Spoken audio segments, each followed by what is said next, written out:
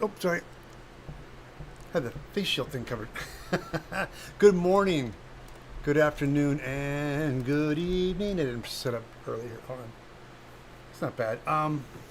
Hello everybody. Good morning. I'm back, baby. um, yes, it's a real sign. Oh, let's catch up. Hey, Kathy, Neil, Wilson, Victor Pantera. Hey, guys, welcome. Um, yeah, you caught alive. Turn on Twitch. I did, Becky. I did this morning. Yeah, I switched the clocks. The clocks were on the kitchen table this morning when I got up, and I realized, oh, I thought they were down because they needed new batteries. So I took all the batteries out, put new batteries in, and put them back up. Of course, I adjusted the clocks on my phone, only for my wife to tell me, no, I took them down for daylight savings time. It's like, oh, so I hope I didn't throw out those batteries somewhere. Oh, Neil goes, I missed you last time.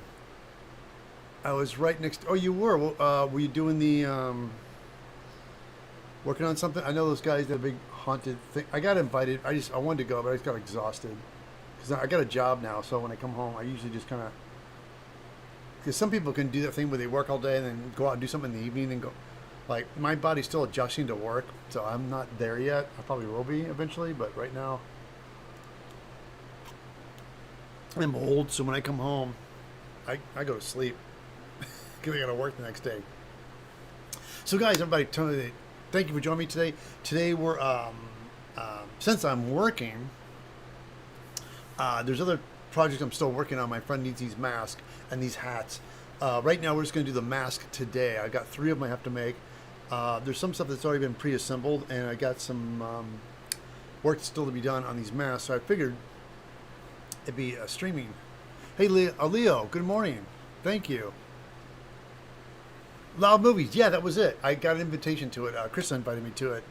And I'm like, yeah. I'm not recording this one, Becky. It's going to be a live stream fun thing that gets archived on YouTube. But eventually I'll make a video on this. But there's so much stuff I did ahead of time that it wouldn't really be a really good video. So, because it cut out a lot of steps. So today we're going to just knock out these things really quickly. So if you guys don't mind, let's get down to business. Again, everybody, if you're new to this channel, don't forget to like and subscribe. Please leave comments below. Tell your friends. If you guys into cosplay, get into cosplay and want to learn more about it. Hey, it's Gundam and Cliff. Hey guys, good morning. Thanks for joining us.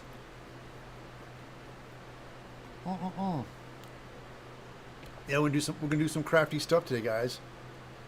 Because I know a couple times I got on here and just chatted, which it's fun sometimes, but most people are here for building and building tips, and that's what I'm gonna be delivering today. Oh, a big shout out too. I'll be going. I wasn't sure that I was able to talk about it, but since they posted it already, I'm going to do a video later about it. But the I'll make sure I get this right. Let me go to my Instagram. Oh, there it is. Fantastic. Yeah, it's St. Peter Comic-Con in Florida. I will be there. There it is. I will be there. We were still working out the contract stuff, and he was like, hey, can I just start posting a little early? I'm like, okay, sure. Normally I don't do that stuff until after we do the contract work. But I've been to his conventions before, and he's a great guy, and I like supporting him. So he's based out of Florida. He does the Holiday Tampa Bay as well. He's doing I think it's brilliant. He's doing a bundle pack, like buying you get a cheaper ticket if you buy tickets for both events. I think it's a great idea. So instead of buying one event and another event, if you do a bundle thing, you get cheaper prices on both. Again, what a great idea, right? Oh, following you has updated your cosplay and Halloween game. It's funny. I really don't do. Halloween always sneaks up on me. I used to love Halloween when I was a kid, but now it's just kind of like yeah, it's like I dress up all the time anyway. So I go to cons, dress up for friends with cons. Um, I usually dress up for local cons, or here's the thing: I usually dress up if I'm at a con that I'm not working. Like if I'm at a booth, and I want to be, people really want to talk to me and just meet me. So it's kind of weird for me to be in a costume. Um, and so I love doing Monster Palooza. I dress up for. It's a weekend event, and so I just, because it's local, I just get dressed up and drive out there and walk around. And I did my Red Demon this year, but I know I'm going to do my Alien thing next year. It's an old costume, but I'm going to update it a little bit and do that. But okay, long drive. I know, Kevin. Okay, let's make some room. Let's do this. I'm sorry, guys. I was cleaning while I was getting ready and having my coffee. So, again, as usual, I'm not as prepped as I'd like to be. Wait, just give me a couple seconds.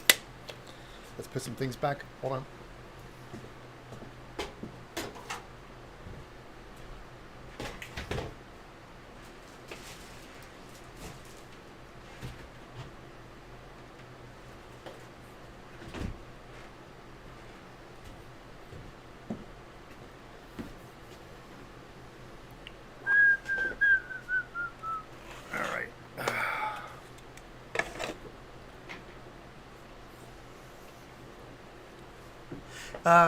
Becky says, hey, say hi to Bruce, aka Borgie, and Forged and Foam. He is watching you on Twitch. Hey, everybody, that's right, really quickly, everybody. Thank you so much for watching me. If you're watching me on Twitch, I do a simulcast. I do YouTube and Twitch at the same time, but I have my chat open on YouTube. So if you do want to say hi and hello, please hop over here on YouTube and say hello. Again, thank you guys for your support on Twitch, because Twitch is where I really got this whole live stream thing going and really loved it for a while. But Twitch kind of changed over the years, and they just dropped creative, like, completely. It was like, it was weird. And I had friends who were working for it and doing the Twitch conventions, and they were kind of employed, and then they were like, we don't, and they just stopped doing it, but didn't inform them. Like, they had jobs, and all of a sudden they didn't have jobs, but they didn't tell them they didn't have jobs. And it turned out because Amazon took over. So all the people that were in charge of Twitch, Amazon took over and went, no, and just dismantled this. Now and what it is, they don't care. They really don't care. So anyway, that's me in a rant. I digress. Anyway, but I realized that once, because YouTube in the beginning, their live stream was really clunky and not that great. So over the years, they finally got their live stream thing set up better, very much like Twitch does. So it's a lot more easier to operate. So now that I'm able to stream on YouTube, it's kind of where I started. And I want to get homage, give the support to where it all started. It was on YouTube. So I figured if I'm gonna start streaming live now regularly, it should be on YouTube, because that's where I started. I love this channel, and I was able to reach out to you guys and share my tips and techniques with you guys on YouTube. Twitch is just starting the Makers and Crafting Creator Club, but who knows what that means. So far, meh. But Imperial found it. Oh, okay. Yeah, Becky, yeah, we'll definitely talk more, because I definitely want to follow that. To be kind of change things up a little bit. Okay. Let's do. Hold on. Let's talk about. Anyway, let's talk about what I'm doing today.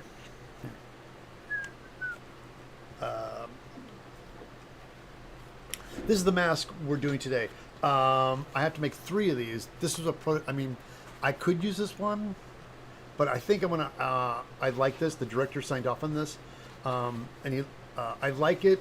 I want to add stuff to it, but I don't want to add too much to it. I like the fact of what they are. They're supposed to be just these face coverings, and I like these guys. So I might add some detail here on the side. But again, just like a plate, like a little plating, like a little piece here, and I might put a piece somewhere, like a little, or maybe like a bracket, something over here. I just want to add a little bit more to it. I like them. I just want to. But it's that thing where I'm afraid, because I love this flat nose thing, and I thought about putting a plate on it, like just like a little detailed plate. But I don't want. I'm afraid it would make it look too much like a face. Yes, a matter of fact, you are correct, and that inspired me. It's from Cyberpunk. It was a mask this guy wore in Cyberpunk, and he's like, "Oh, that's cool." So he made it from Cyberpunk. And then when I saw, I'm like, "Wait a minute! I mean, I want to make these the biggest." But I love the flat plane that came from there down, and now it's very Cyberpunk and very modular props. But Neil, you are correct, because I have his mask, and I did a whole video on it. But yeah, very similar. But there it is. Okay, so we're gonna use these detail pieces that I made, and how to make them consistent. I just cut a piece of foam this shape, and then wrap 2mm foam around it to make these little pieces to put in because I wanted to keep this shape. So matter of fact, I'll stop talking, and I'll show you how I did it. So let's go to the overhead. Okay, there's the mess. Move the microphone. All right.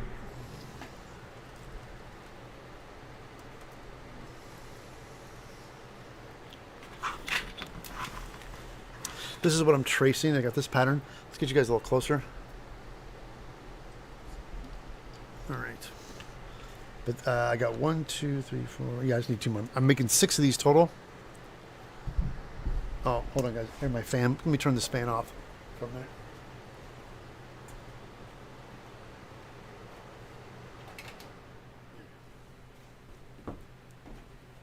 Got rid of that background noise.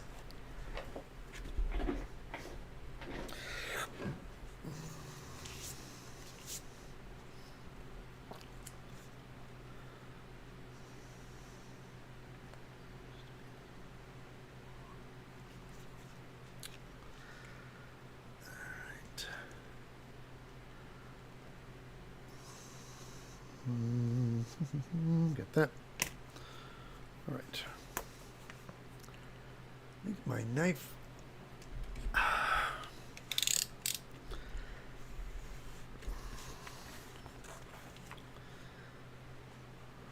right. So we're going to go ahead and take a straight edge, cut these guys out. Here, let's do this first. Let's separate them. All right.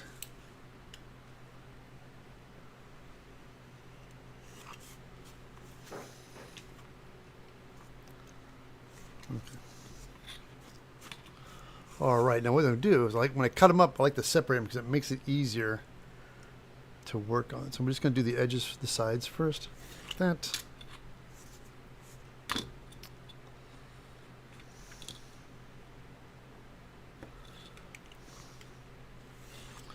You know, guys, hold on. Let me get I like my clear ruler for this better. Let me grab that real quick.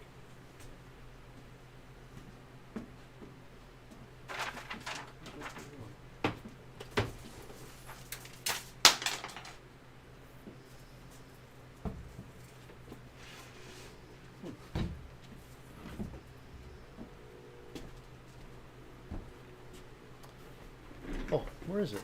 Hold on, guys. I just used. Hold on, guys. Give me a second. I have my tool. I have my favorite tools, and you're always like, "Where do they go?" Turn the lamp for a second.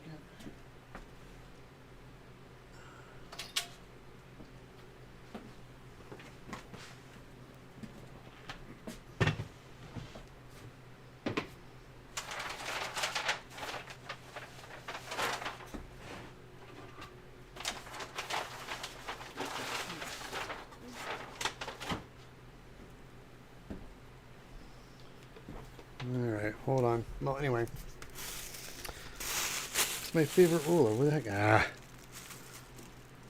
Alright, never mind. Well.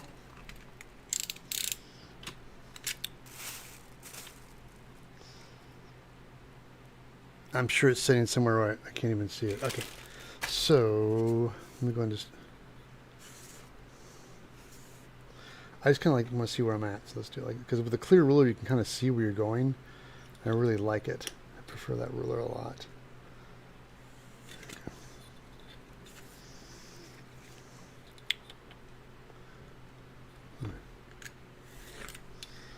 Right, and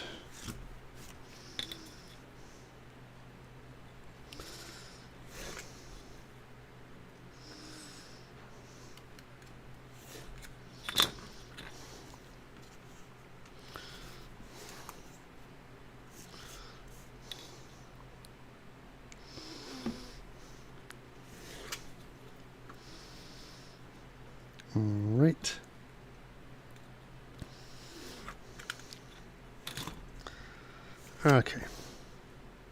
Now, what I do in these round ends, here, I'll show you guys. Get a little closer. On these round guys, I don't try to do it with a craft knife. I just go ahead and just cut the corners as close as I can, like that. And that. And I always find it's best just to do this with a rotary tool, because you cut it, it never really looks as great. It's always kind of a little off. You want to keep the edges nice and square, so it's kind of a pain to do. So when it comes to round edges, I love just cutting the foam as close as you can and just doing it with a rotary tool.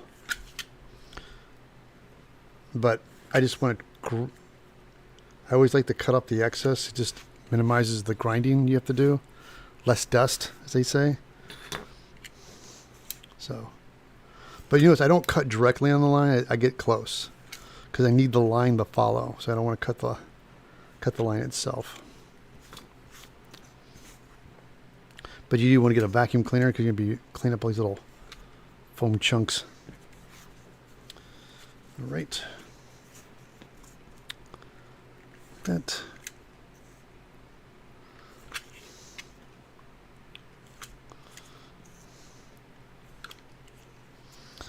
And this.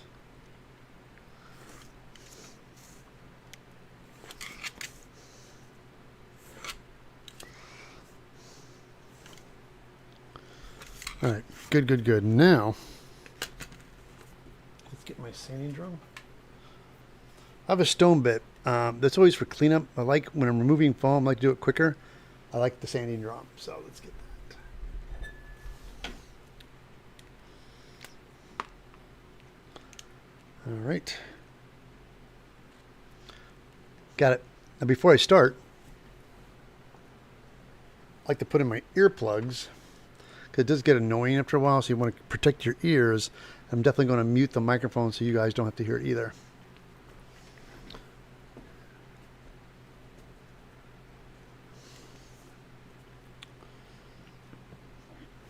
Hold on, put these guys in.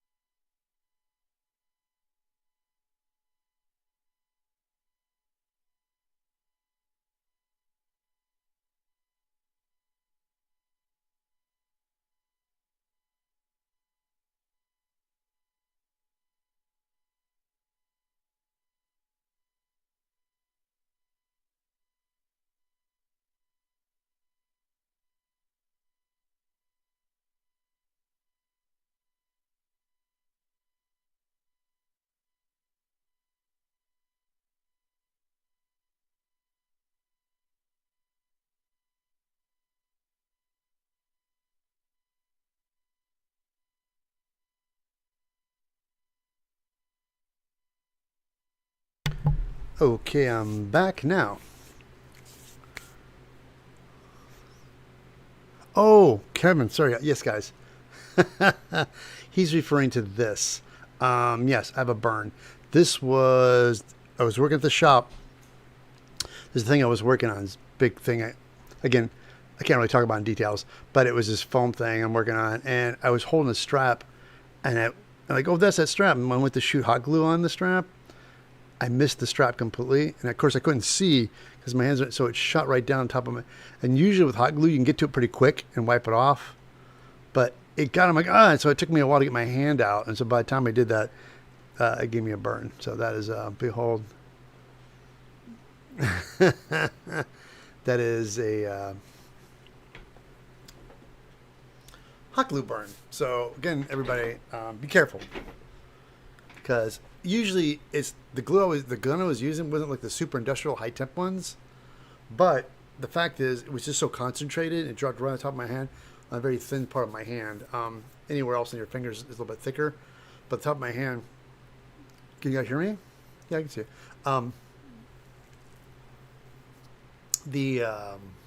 Yeah, smarts. It's smarts. So be careful, kids. And the thing is funny. I have not burned myself with a hot glue gun in years, and that makes because I just used a lot on this job. So anyway, okay. But let's go. Now I'm thinking about. Let's go ahead and make the template for the wrapping. Let's do that right now. Let me get some poster board.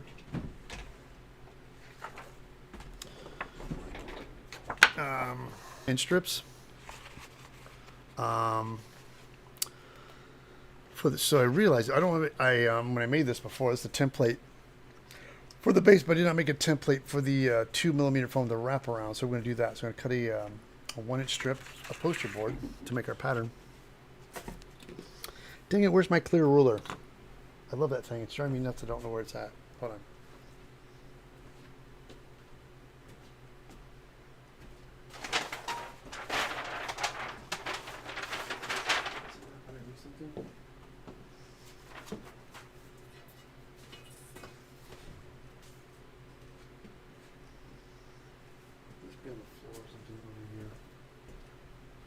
Oh, there it is. See it? Got it. There you go. Good grief, Ted. All right. Here's what I was looking for. I love this thing so much. Clear ruler. It's got a little plastic, but on one side it's got an inset metal edge. So it's a little metal edge you can use for cutting, not worrying about damaging your plastic blade. I do have these listed on my Amazon link. So please, if you do buy one, just click on my Amazon link, because ever since I've been using this now, I love it. So it just makes things so much easier. All right, let me get my craft knife. All right.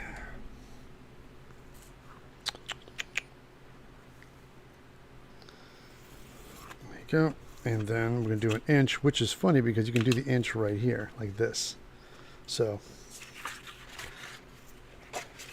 you can just see it with your clear ruler. Aligning, I'm going to go about, as about as that is right there, and there, that is inch.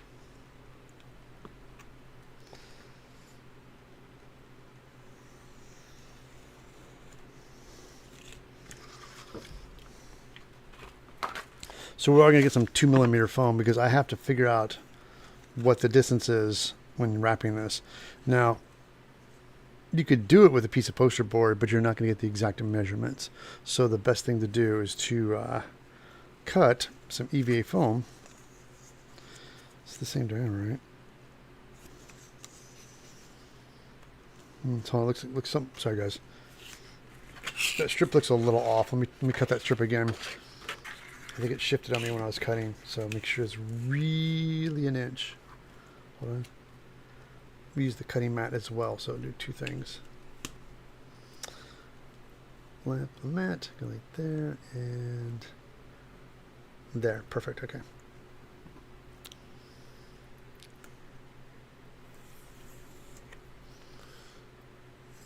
Okay, all right, so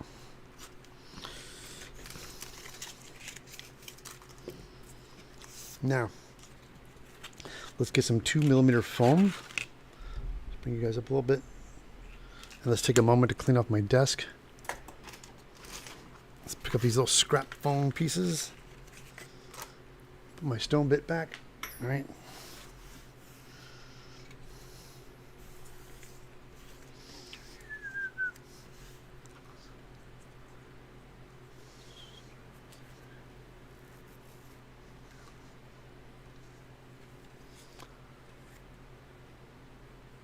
All right. That and where's my 2mm? I said 2mm, 2mm, 2mm.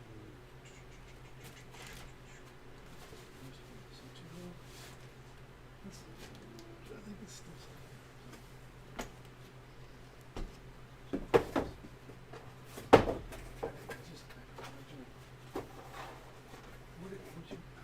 where's the strip?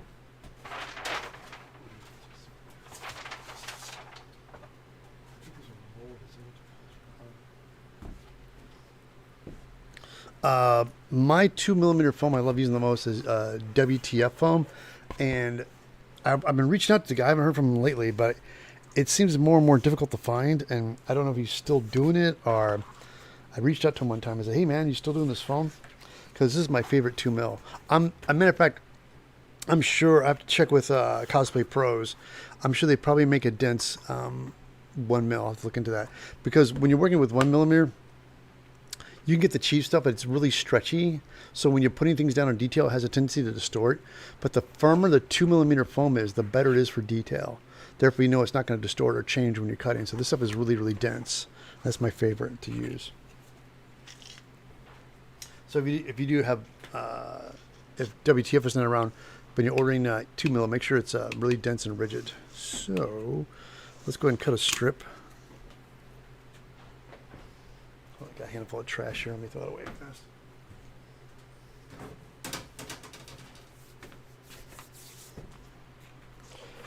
So I'm going to cut this. Now, this is for me, once I figure out the length, I will translate that onto the pattern. But for right now, let's go ahead and cut us a 1-inch strip. And this is, you know, this edge is kind of a little crooked. So let's true this up first.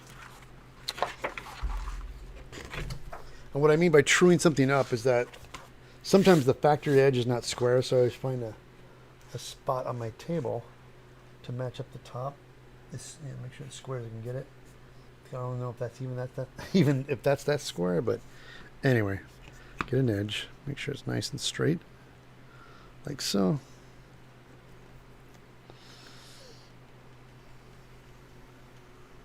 All right, and now we do 1 inch. Like that.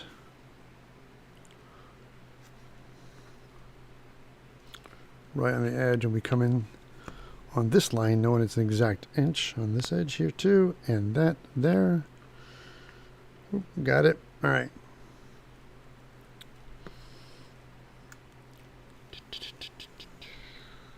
All right. Now, what I like to do is decide where you want our seam line to be. I think on these guys, I put the seam on the flat edge. You guys can see right here, because I don't want to put a seam on the round parts. And I know they're gonna sit on the mask. So the place to put the seam is on the. So when you see these masks, mostly you're from the front, this and that. So very rarely you're gonna see it from the bottom. So I just figured that's where we're gonna put the seam. So now when you look at it, although definitely to fix that okay. But anyway, that's the best place to put the line. So we're going to put the seam line in the back. So what I like to do is get my fine tip Sharpie and make a mark in the back here. That's our line, right? So when I start to wrap, that's my starting point. I hold it and I pull, make sure I'm making good contact on the foam piece, right? Keeping it touching, looking good. Making sure, making good contact. Come around to the other side. Now when I get here, I let this guy kind of come up a little bit and go here and let it touch and go, okay, got it. That's what we're looking at right there. right? So let's see what that is on the table. Here, let's measure this.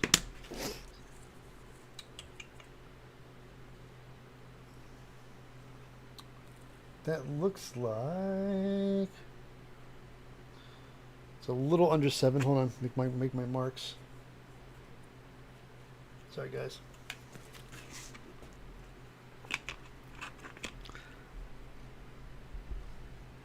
So you can take my ruler, and it is basically just a little before 7, which is right there. What's that? 6, 1, 2, 3, 4, 5, 6, 7/16. But there. So now, let's cut it, square it up, and before I do this on the actual paper, I'm gonna actually glue this on here and make sure it fits right. It's a thing of like, oh, it should work, but you always want to double check because you have to compensate for the thickness of the foam. So that's why I did it with foam first. So let's make sure this all works.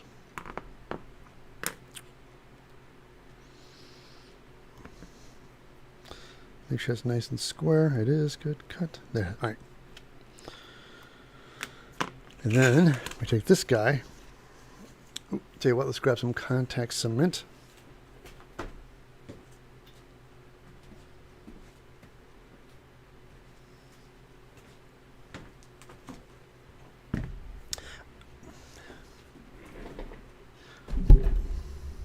Really quick. Hey guys, catch up with chat. So you guys can see me a little bit better. Bring it up to my face. Oh, sorry, goes. Gundam says I haven't found right. I know, me neither. And the thing was, I reached out to him. I saw him on Instagram. I follow him on Instagram, so I messaged him, I DM'd him. I was like, hey man, and he never got back to me. So I just figured, well, either it's a sensitive subject or whatever. But yeah, apparently it doesn't. It's not around anymore. I really like this stuff, but trust me, running this in this industry, trying to run something like this, you just need the money, the time, the backing. Oh, this looks great. For example, Subway, I think it's not my favorite. It's like a subpar Subway, and they're everywhere. Well, when Quiznos was out, I loved Quiznos. I'm like, this is so good. That little toasting machine, they'd toast them. And it got to a point where Subway's like, oh shit, we better start toasting our stuff too. So it actually forced Subway to start toasting their stuff because Quiznos had it like, all the sandwiches were toasted. They always said, do you want it toasted? I'm like, yes.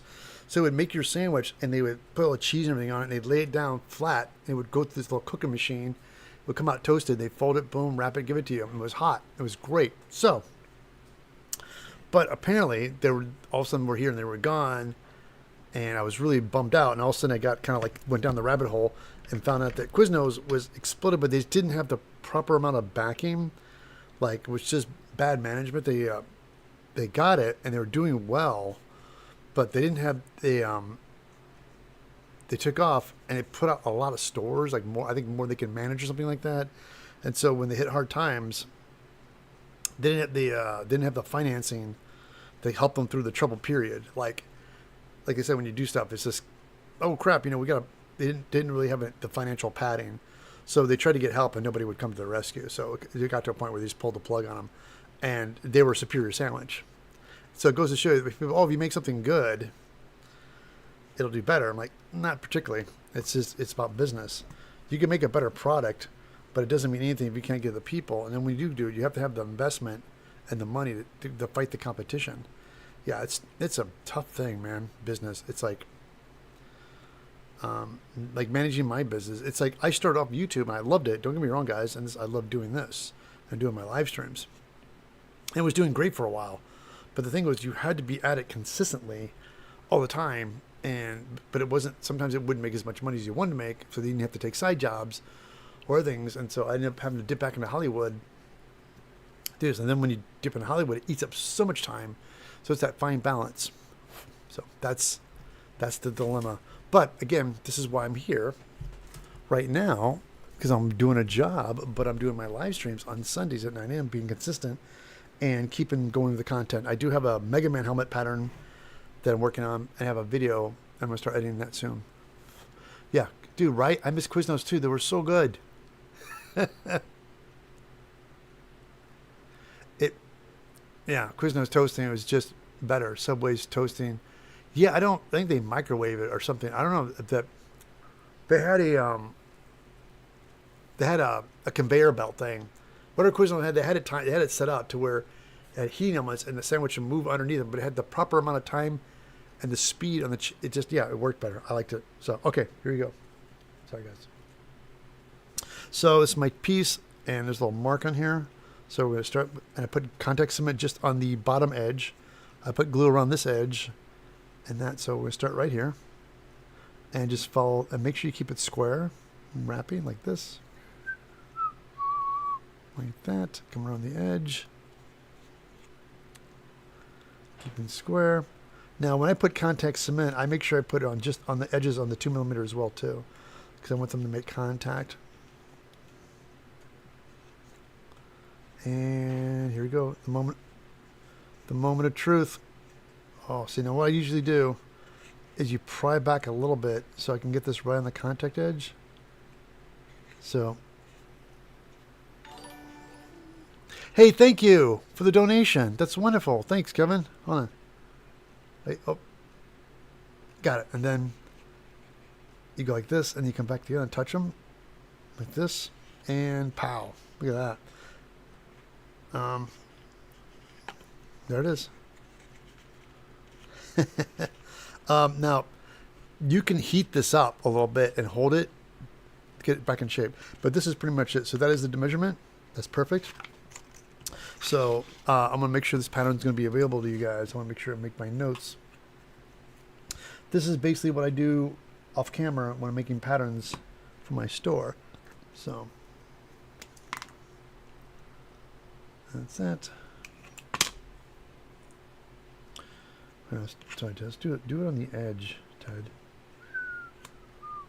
Like this. Don't do it in the middle. Do it on the edge. There you go. Okay. So we line this up.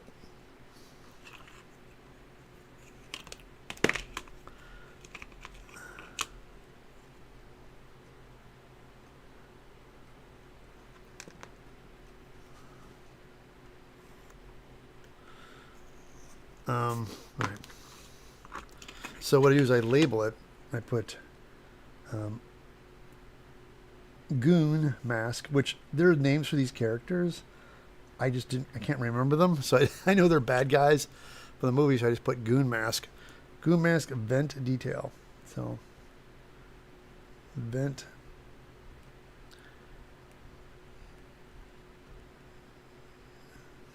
All right, so that's it.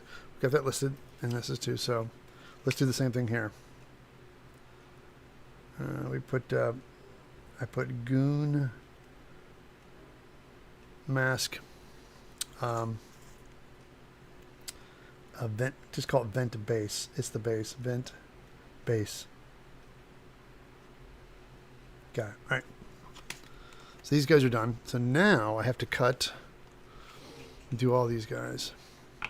Let's do these. Well, here's the thing. Also, too. Now, let me think about this because we are going to add some detail to them. If you guys notice here, this thing here at the bottom, this gets added later. Once we get this glued on there, it's nice and solid. I add trim detail to it, but there's a little bit of 2mm strip on top of 2mm. I'm wondering if we just do that all at the same time.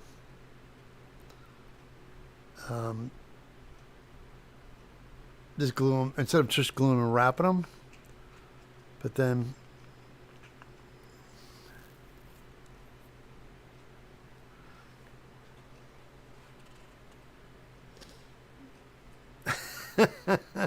what is this? Gundam? What are you saying about my goon expression? I mean, goons. That is from the I think like the kind of the 20s and 50s was a phrase for the bad guys or flunkies, and I think even Batman, they called them like the goons. They're goons. That was a euphemism. Specifically gooning. Specifically gooning.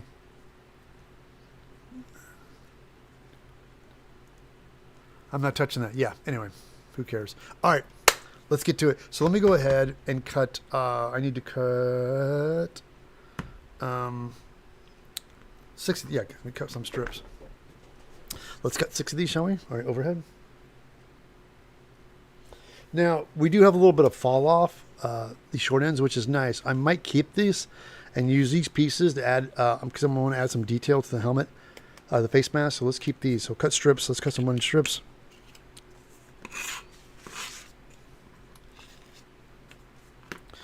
So let's cut our strips, line it up like this.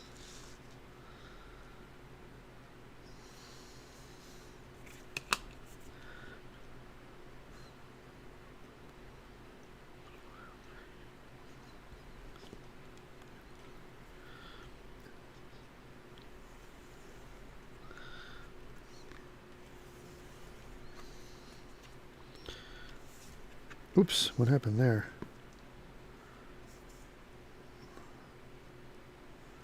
That's weird. Hold on. Let me clean that up. Something got cut weird. That's strange. Let's fix that real quick. Keep these edges clean.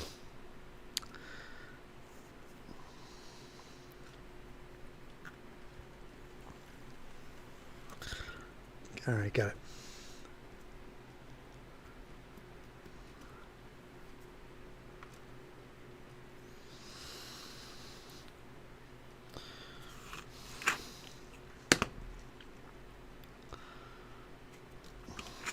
Fun. Face cam. I know what you're saying, Gundam, but it's how you use it in a sentence. You're like, oh, it means this. Like, there's so many different entendres and different phrases that mean so many different things, and my daughter loves learning about these things and different, like, oh God, there's a whole bunch of them. We were keeping ideas, but gooning is flogging a dolphin. We don't use the word gooning. It's goons. Goons. Goons. Gooning is doing something. But these guys, hey, who are these your goons? Like, when you talk about like a Batman guy and he's got his guys, like his goons behind him, that's how you use it in a sentence. But it's not the same thing. So I know you're triggered by it, but I'm just saying, goons, not gooning, just goons.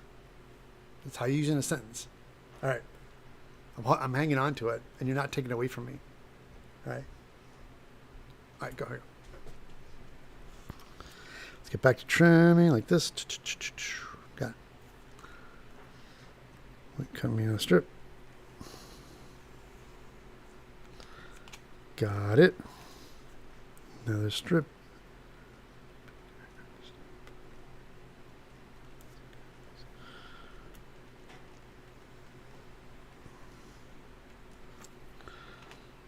One, two, three.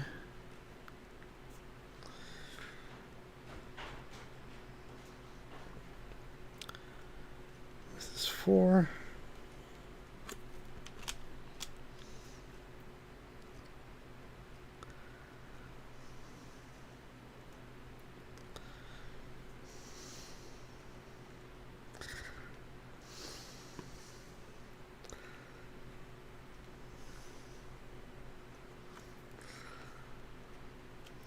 I think this is it. This is 6, right? This is number 6. We're into 6.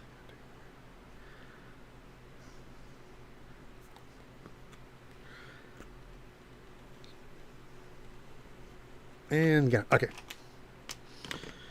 Okay. So now we cut these strips. Got to come to the length that they need to be.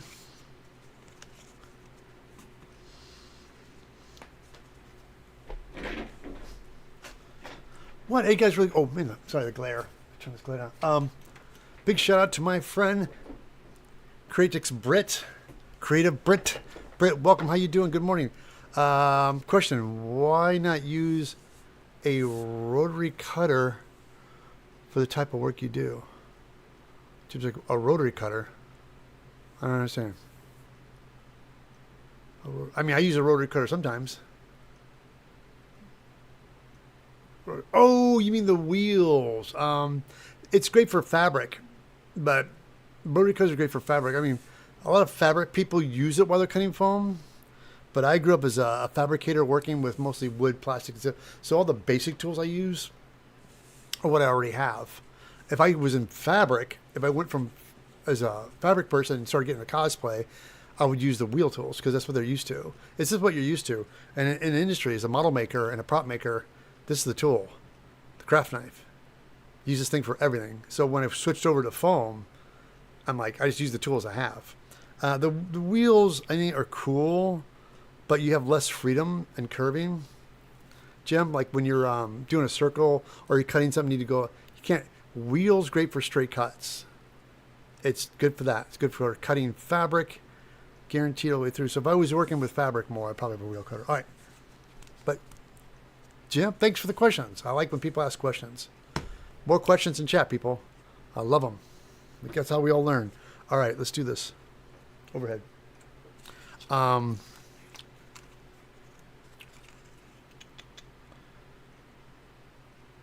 There you go. And make my marks. Like this. I'm going to cut all these guys.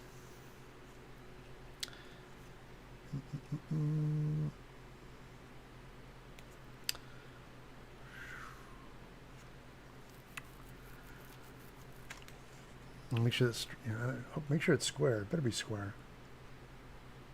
I'm really obsessed with things being square because if they're a little bit off, it always kind of distorts things.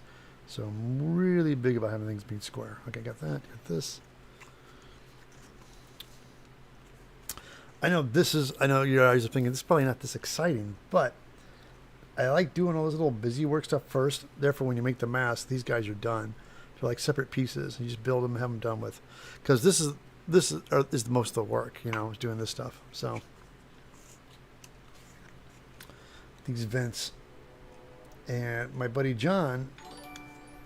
Hey, think we have a subscriber, Rainer Bato Carito. Again, everybody, I'm really great with foam and I'm really bad with names. But thank you so much. Thank you for subscription. That's right, guys. Thank you. That helps. Comments, thumbs up, likes. That all helps, guys. And so, don't forget. Thank you. Like and subscribe. Woo! All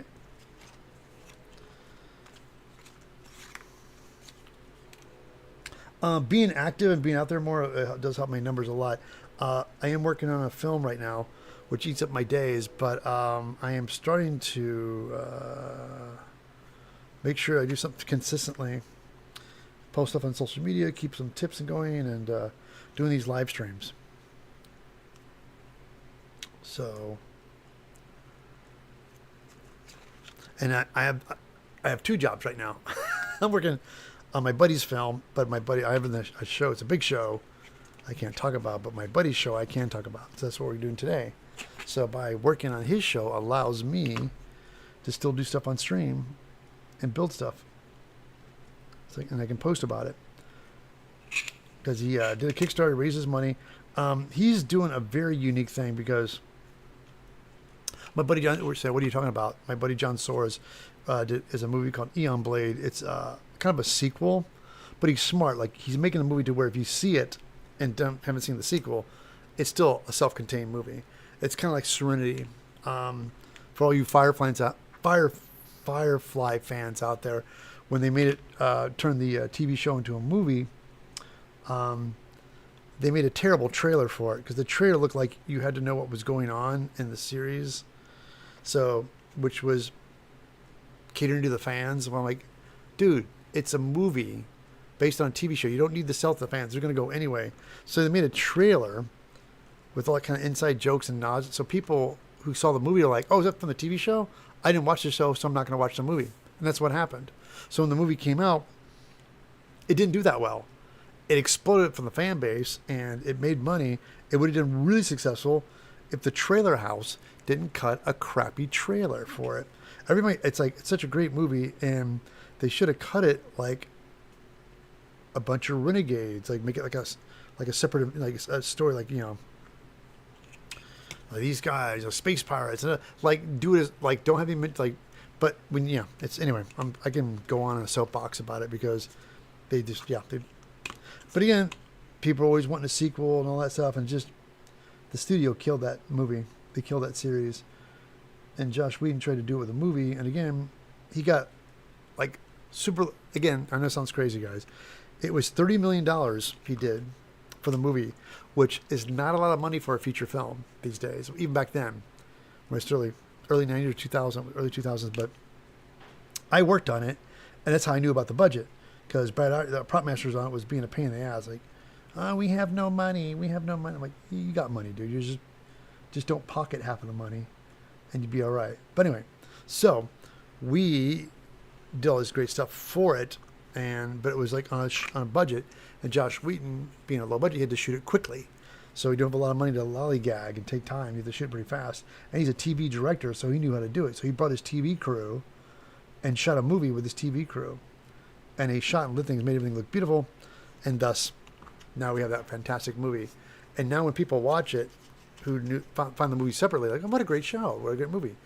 You haven't guys seen it. For all you people out there who have not seen Serenity, it's such a great standalone movie. So definitely check it out. I love that film. They did a fantastic job on it. All right. We got these guys cut. So now I was debating about doing the trim on the, I just think I'm going to do it when it's done. Here, I'll show you. Here. So there's a trim piece that goes on this on the outside edge. But I feel if I do it, it's just going to, it's just going to put a weird, my fear is it's going to put a weird tension on it when I go to bend it and curl it. But then it's foam, you just heat it back up, right? What problem it's going to make? So I'm debating about just take it and glue it directly on. If I do glue it directly on, I definitely have to make it a little bit longer too. Yeah, let's do it afterwards. I don't want to risk it. Okay. So let's go ahead and glue these guys. All right. We'll do let's do 3 at a time. Let's do them all. Got some glue. Man, I'm running low on glue. That's kind of scary. I gotta pick up some glue. Here, hold on. All right. Do the edges. Let me turn my fan on for a second.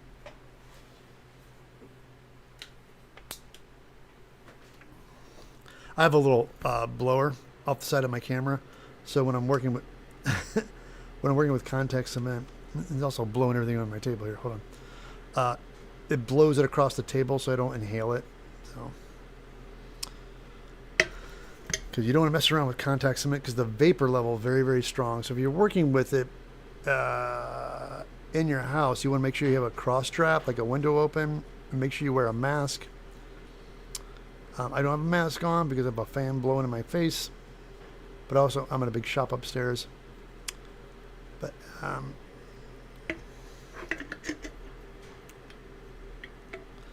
man alive, I am really low on glue here. I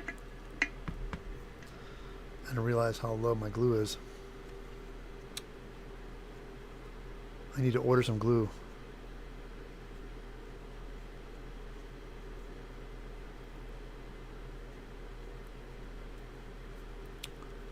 Look at that.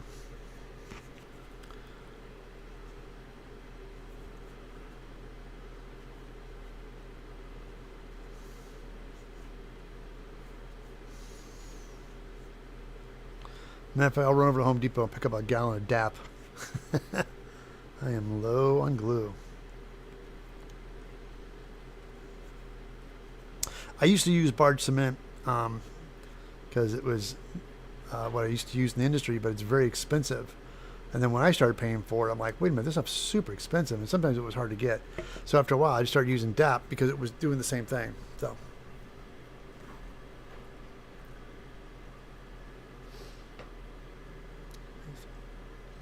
Hey, Britt, I know what you're talking about, and that's why I'm telling you, when it gets that bad, where's that glare coming from? And, oh, I'm sorry, the back, that's what, hold on, guys. That's the problem. I was wondering what the glare was. It's my light back turned on. Yeah, Britt, if you don't smell it, that's a warning sign. That's what I'm trying to tell you. I'm the same way. So once you realize you don't smell it, that's when you should, when people and your family and your loved ones are like, oh my God, what's that smell? And you're like, what? Put a fan in your face and put a mask on.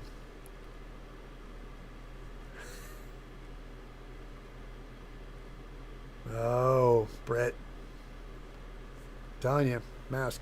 You work all that 3D printing stuff, all those vapors. I'm telling you, look out. All right, anyway, okay. Sorry, I had to be a foam dad about it, but foam dad says, careful, wear a mask, ventilation. Right overhead. Let's do. Now I got to do these guys. Now when I'm doing the 2 mil, I do these edges. I make the contacts too. So you do those ends too, like that. And then you do the inside lip of this. And again, with contact cement, with the 2 millimeter stuff, you don't have to go crazy. Just one thin coat will be fine, right? Just one thin coat, like that. Oh, real quick, hey Britt. Sorry guys, face cam going. You're female. You have a new Predator thing, right? You have a new Predator mask, right? Was that you were at New York Comic Con? Did you have something, or was it somebody else? I saw something in your stream. I thought I couldn't tell, like, because you do have a really cool female Predator, but did you make a new one? And were you wearing it at the New York Comic Con?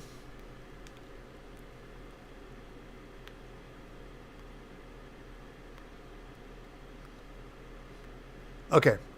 All right, Brett. Thank you. Yeah. Pray for, yeah. That was you. Okay, that's super cool. You guys haven't seen that? Guys, you can find Britt, Creative Britt on Instagram. Hey, Britt, can you throw your Instagram link in real quick? Throw your link in, or at least tell you what people's name is so they can follow you on Instagram. That thing, it turned out great.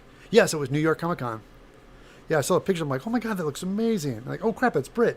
I was fangirling on your costume first, and I was excited to find out it was you. So, well done. All right.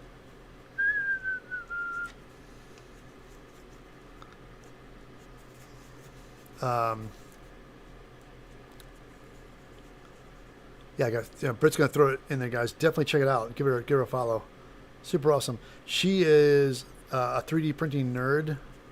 So, and that's what, if you want to be a 3D printer, I mean, don't get me wrong. I know people love it. I'm not a big fan of it yet because 3D printers, the patience you have to have for them to own one, it's like, unless they're a tool, once they become a tool I can add to my shop, I will get one. But right now they're just projects. You get one, then you have to dial it in.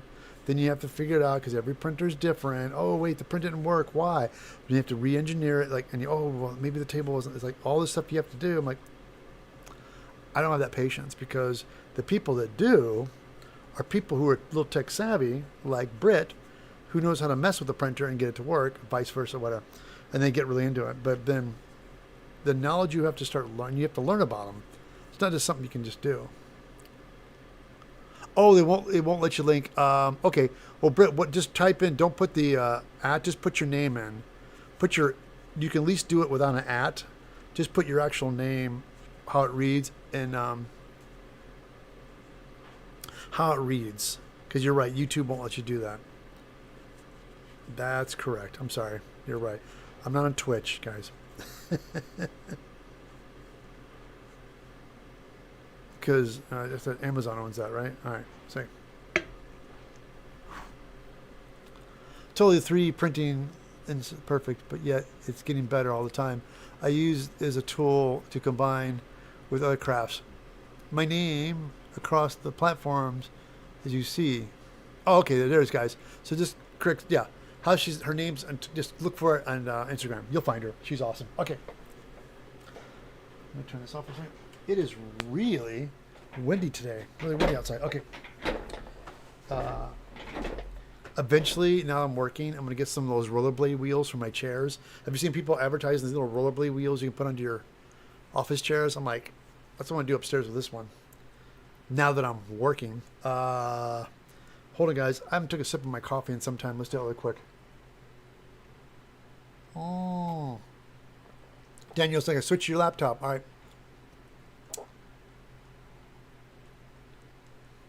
Oh, you're welcome. Good. Yeah, guys, once people see your work.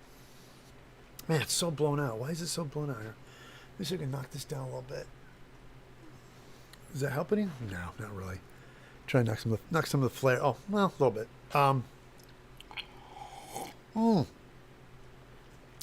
Britt, you know, we're friends, but we never actually met, right? I don't think I've met you yet. Because there's people I'm really big fans of, like, and after a while, you just kind of chat all the time, and we chat and we DM each other sometimes. So after a while, you start to get this connection, like, oh, my friend, but you realize I never actually met her. Over here. All right, here we go. We're going to start putting these bad boys together. I'm going to start in the center. It doesn't really matter where you start because you know that you have your distance now. And it might give or take a little bit, but it's okay. Because it is foam, and foam is very forgiving. That's what I love about foam when you're making things like this.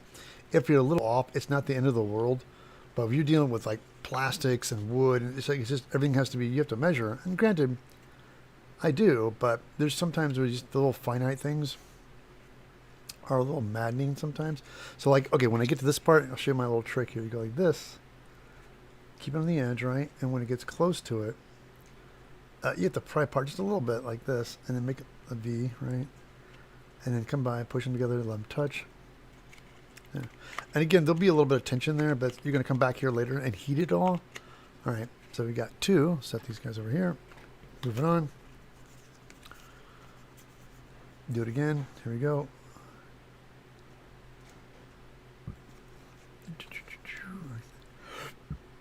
Wrap your wrap.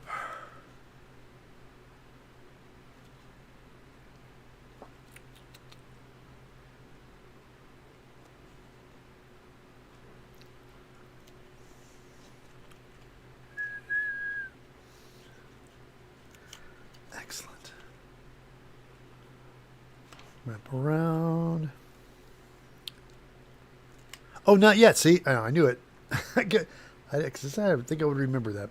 We definitely would take a picture. I'm like, I don't remember taking a picture with Britt. Yeah, because you're out in New York, and New York is one of those cons I keep reaching out to every year, and I keep thinking someday I will get out there. Or my thing is, it's not that here's the deal. Is I can't really just travel out there because I just don't make. I'm like, because I can't justify that expense of going out just to hang out with people. Because I mean, the money it takes to do all these traveling things, I have a family, and that money would go toward my food and rent. Because yeah, just I can't justify traveling unless I'm doing an event like a convention brings me out. I'll definitely do it. So I always hope that someday I'll be able to see all my New York cosplay friends. If New York brings me out, but New York is not bringing me out. But I have a lot of big cosplay community friends in Florida. I've been to Florida quite a bit. As a matter of fact, I'm going back again in the St. Peter Comic-Con, which is great. And all my Florida cosplayers are going to be there. And that'll be great. I'm going to see.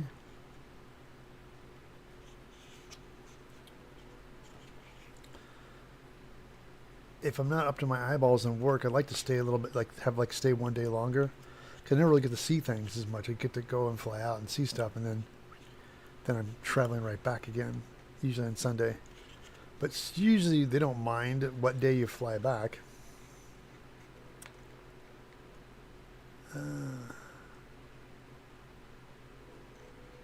Yeah, see, a bit of tension on this one. So let me see if I can just put in there. Hold on, something's afoot here because this one's really up. I might have ground too much. Yeah, see, it's quite a bit of an overlap. See what happens here, people? Look at this. I did it, but look, it's a bit of an overlap. So what I do, come here like this. It's a little big, so get my craft knife.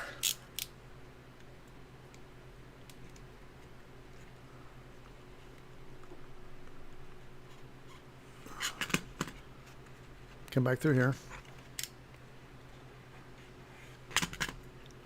Cut it, and then voila, it fits. Now again, could you have done this with anything else and not be so troublesome? So again, yeah, I don't know what happened. I think I'm a little off-centered here. Yeah, I didn't start in the right spot, but it shouldn't have made much of a difference. So I go ahead and put a little context cement on that. What do these guys got? Okay, good. Moving on. So again, start in the middle, Ted. Pay attention. Start right there. Okay. All right.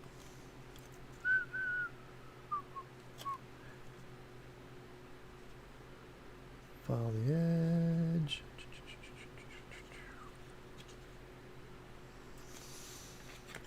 I should just keep it on the table when I'm doing this. Probably make it a lot more square, right?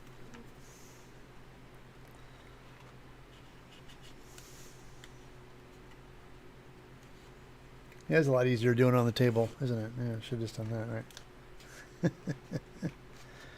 Okay, this looks, yeah, this is going to fall in the right spot, right? Yeah, okay, good. This one's a little bit better, right? Pull back a little bit. And perfect, got it. There you go.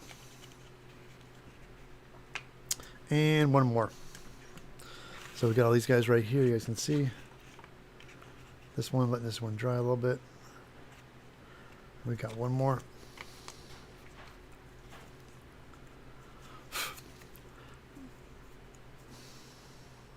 Oh, Britt says, yeah, super expensive. Amen.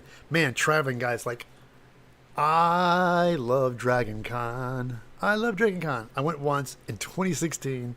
I'm like, oh my God, I'm going to this con every year. And then, and again, I was single and met this wonderful woman and her children, and I got married. And then all of a sudden, I still had a ticket for Dragon Con. This was some years back. And then all of a sudden, I have a wife and kids. And we're all working together and, making money. And I realized, wait a minute, with the tickets, that's not the ticket. I still have to fly out there. I have to have a place to stay.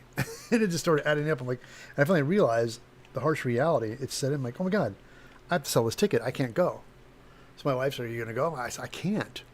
I just realized it's going to cost up to almost $2,000 at that time, which probably now the same thing would probably be double, like $3,000, if that more, with flights and then hotel. And it's like, for what? Just me to hang out with my friends? And don't get me wrong, it's a blast, but I got a responsibility. I can't do that anymore. So my wife's like, you should still go. And I said, now I'm going to plan on it. But what I have to do is I have to save for it. So my mission is I want to go to Dragon Con next year, 2025. So my plan is when I'm working, I'm going to start putting money away, little savings, so I can start putting stuff away for it. Now that I'm working, I have a little slush fund. So that's my plan. And is this a little bit over? It is, just a tad over. Let me try to trim this one too. So I'm like, oh yeah. Again, love it. But what I'm going to do is I'm going to start talking to some friends and find a place to stay. And I have friends that do it every year and stuff, so I'll probably hook up with some people when I get out there. But yeah, everything's expensive. And for my cosplay, I love traveling, so it's kind of like I get to have the joy of doing it, meeting my friends and stuff while I'm working, which is great when you get to go to a convention. But Dragon Con, it's like I've had friends like, oh, you can just use your professionalism and you could get a discount on the tickets. I'm like, yeah, that's not my issue so much. The ticket isn't. It's the flights. And apparently, I know they're hard to get tickets too. Apparently, and if you're a professional, you can get tickets. My friend Beverly told me about that, but I'll look into that closer to the event. Or better yet, I think I should buy the ticket now. I think you can buy tickets the sooner you buy them, right? So, I want to get a ticket, and there's a bunch of people that are going to go, and we want to do it as a group cosplay thing. I want to do, and I'll go into details about that a little later. Hey, Mixsmiths, I'm sorry I'm late. My internet was being buggy. Glad to make it. Hey, thank you so much, guys. Really quickly, Mixsmith is in chat. He's a great fellow maker. Just like Brett, if you guys aren't following, I'm sure you are, but if you aren't following Mixsmith, definitely give him a pay. His name, Mixsmith, is also, I think you can find him on Instagram as well. Oh, Insomniac, what's up, brother? How you doing? He goes, hey, man, I'm glad to see you're doing well. Thank you. I am working on a movie, and actually I'm doing kind of two jobs. I'm working on a bigger budget show, but on the weekends I'm working on my friend's independent movie, and I'm making these bad guy masks. And earlier I called them goons. There were some issues with that. We'll talk. Anyway, but I made these I'm making the vents right now. I'll show you guys really quickly here. Over here. These guys are like, I got enough of these guys done. Let these guys dry. The hard part's done. There's some detail on it, but I want to deal with it. Let's just jump to the mask. Let's get to that. So these guys got started. We'll put these aside for now. We're keeping all our scrap. I made an extra one for some reason. I lost count. But keeping all our scraps because we might apply these later for the detail on the mask. Let's go ahead and get the mask pattern, which is right here. This is the both the sides and the front. And we're going to cut this out of some foam I have back here. Let's grab it really quick. And let's move up a little bit. Let's clean up my mess.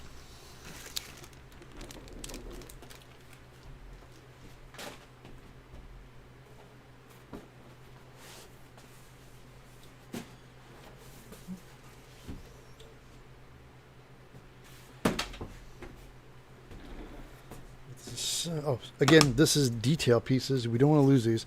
I have a folder. Hold on, let me show you real quick.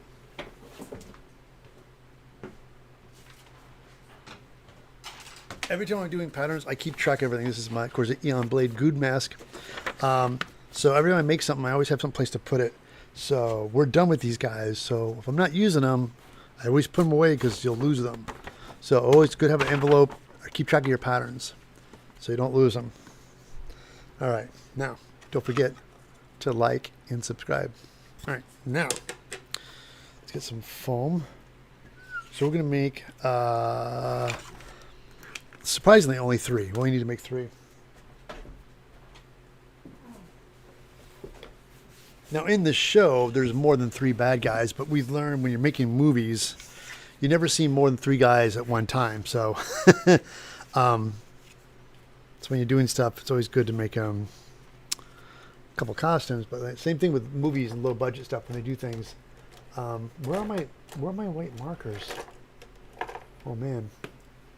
Hold on, guys. I realize there's some other ones. Let me grab them real quick. So I put these down so my foam doesn't run away from me. All right, hold on.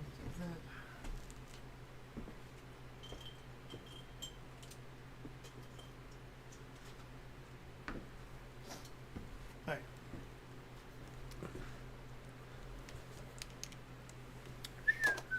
Yeah, get my white buggers. There's a German Austria cosplayer. We became friends, and she was telling me about these Uniball pins, and she shipped me one from Germany. I'm like, oh my god, do I have to get them from Germany? And I shouldn't have found them out here. There's these white, and I love them. They're like white Uniball pins. Because I work with a lot of black foam, so this stuff is just idea. Because I used to use silver Sharpies, and they were just maddening. And I get the paint pens, and they would only last for a short, and they would just dry up. And sometimes the line was too thick. With the paint pens, I wasn't happy with the lines. I wanted just a thin line. And as soon as I got the Uniballs, I'm like, boop, nice. So, nah, let's do like assembly lines. Let's do, can we just here? So this is left. I keep track. So L for left. That's the left side. And it's just kind of easy ways. I'm trying to just minimize using as much foam. So like this. So because you got to make 3 lefts and 3 rights.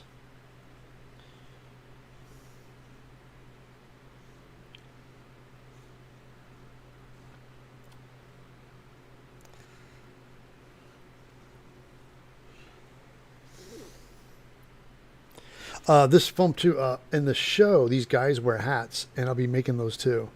So I'll tell you what. I'll probably save that for next stream. I'll make these hats. Says 1, 2. Squeeze in.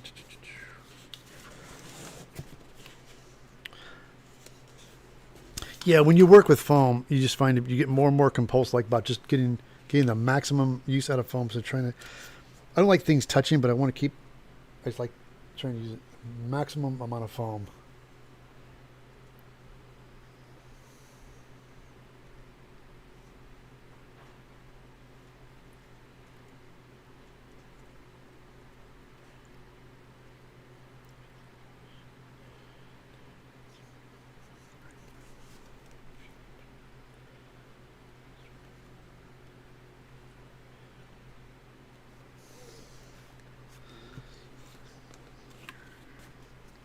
So there's a left, right? So.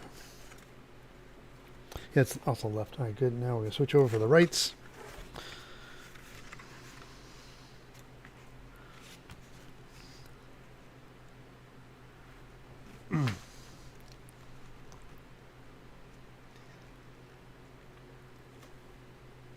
Or Cookie says that, hey, Ted goes, I've been teaching myself graphic designs and editing and studying Japanese. Man, there's something to do with your time. That's awesome.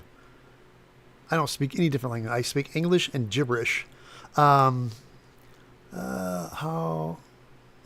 do you hide the seams on your projects when you're going to paint? Makesmith. That's a great question. I will tell you about that. Let me get here. Hold on, because I do this thing where I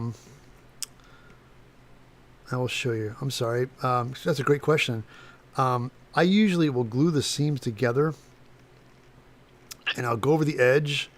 If it's an edge, here, let me finish this real quick. Hold on, Makesmith. I love people when they ask me questions. There's several different ways of getting rid of the seams. You know, definitely gluing the piece nice and flush as possible is always the first best thing to do. Getting the edges together, and then sometimes there's little seams and holes and stuff like that. You can put a little bit of contact, push it back together. But if there's gaps and holes, there's stuff called gap filler I use, and I know if you're not close to it, there's taking the seam and taking a rotary tool to it. Hold on, sorry, let me finish this really quickly, and I'll be right with you. So I'm gonna make 3 rights real quick. Because I think that's a great question, and I do some videos on that. I need to make an updated video because there's different techniques now, and I make good seams. But I did make a video on it.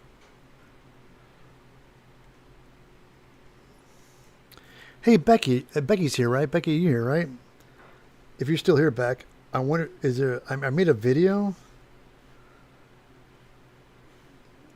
So I'm wondering on YouTube, could you grab my own video link, my own YouTube channel link, and my own YouTube video, put it in chat? Will it let me do that?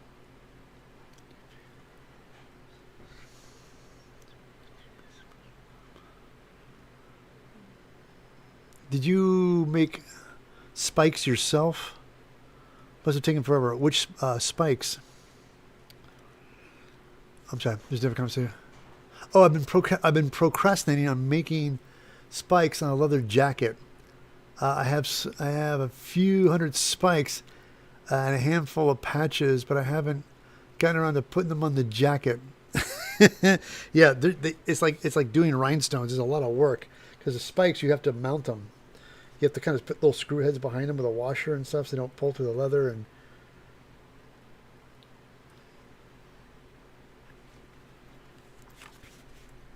I'm sorry, overhead. This is right. I got one more. Let me squeeze another right in here. Let's see.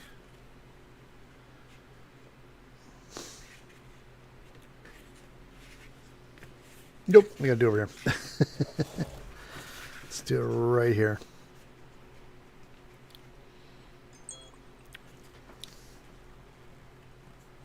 Okay.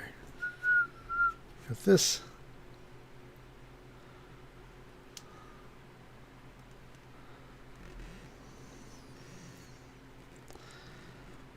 All right. We got our rights and lefts.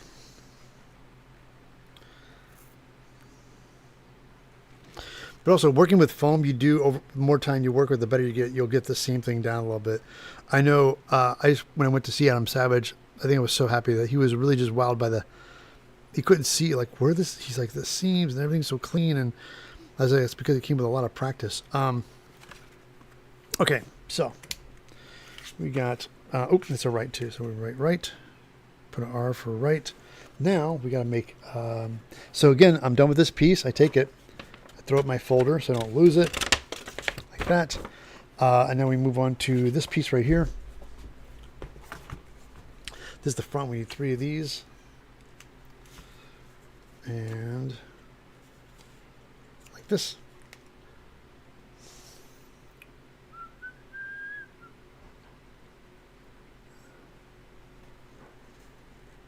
All right, like that.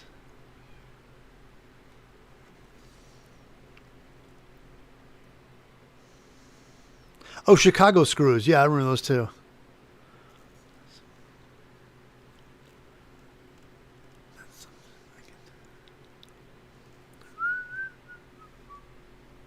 That.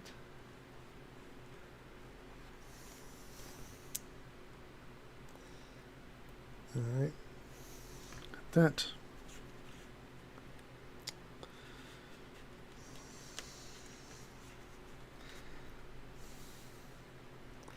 Again, these patterns I have here too are done with poster board. And what I like about the poster board is this, the ballpoint pen or a sharpener, whatever you're using, you just follow the edge of the poster board. It makes it easier. When you're using paper, it's kind of a hard thing. You have to pin it, and the paper moves around. You have to pin it down. The pins leave holes. So I started doing poster board, and now like all my patterns are poster boards. I have so many patterns though. My storage system is not the best. I'm gonna have to come with a better. I gotta rig up a better storage thing for my. I have to take my patterns and put them in different categories, so I know, because it's for me right now. When I need to find a pattern, I have to pull a drawer out and just pull everything out to find them, and that's kind of ridiculous. So I need to start making like themes, like helmets, like a helmet drawer, and like start naming, like putting names on what theory, what category they are, and keeping them in that area, because them just throwing them in the same place is kind of a pain in the butt. So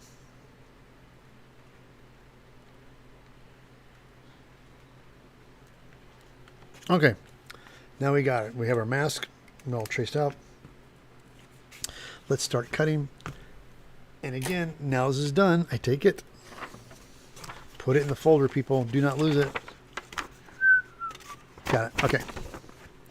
And I talk from experience, because if you leave things on the table over time, it'll accidentally get thrown away. So just, you have to pick up after yourself when you're doing it. So now we're going to separate everything like that.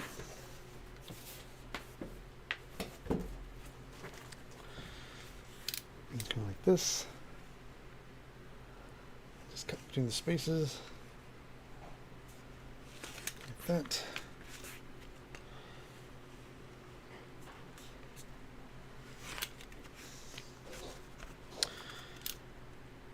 Cut this right here. That. All right.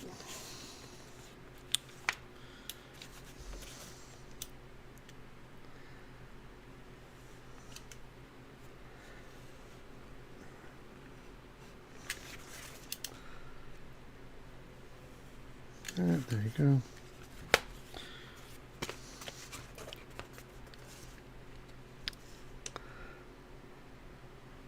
You see, sometimes I'll cut on the line knowing that's where it's going to start. Come back around like this.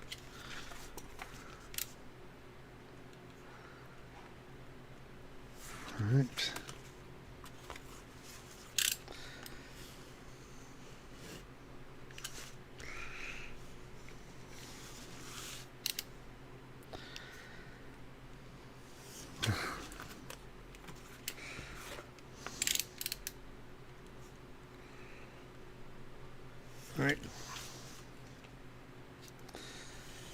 All right, there we go. Now they're all separated. The outside edge right here, all 90. So what you do when you're cutting, you keep this upright, nice and slow, but this is all 90 right here.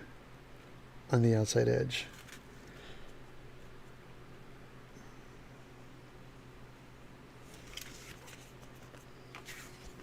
And I believe, let me double check real quickly on my pattern here. Is that 9? Do they get bevel cut? Or do they get...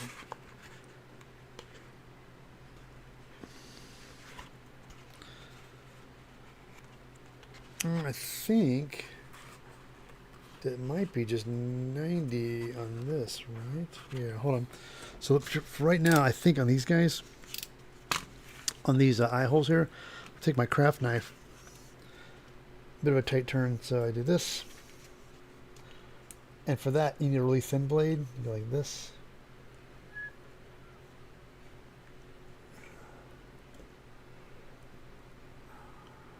Right there. Okay. But where the registration mark's on, that needs to be beveled. So I take my sharpener.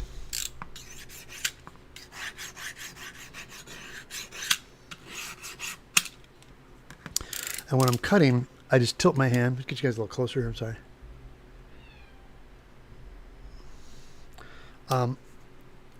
I do a slight tilt. Get on that edge. Stay on my line. Come down. And out. And this edge here is 90. Got it.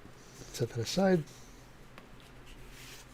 Now on these guys, they're all a slight bevel cut. So let's start with the notch. That's 90. Let's cut those out first. Like that.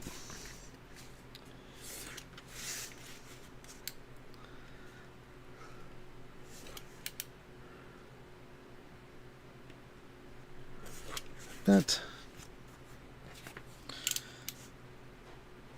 All right.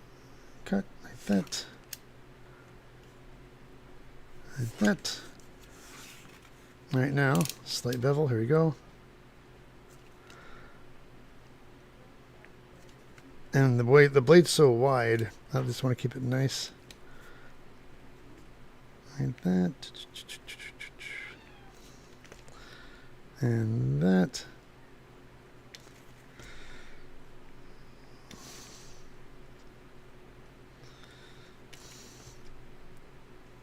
Now you can see I'm putting tension on this blade, so it's touching that mat at all times, because you want to make sure when you're cutting that tip is touching the mat. So when you get this, see, voila. But to get this clean cut, you got to put pressure on the handle.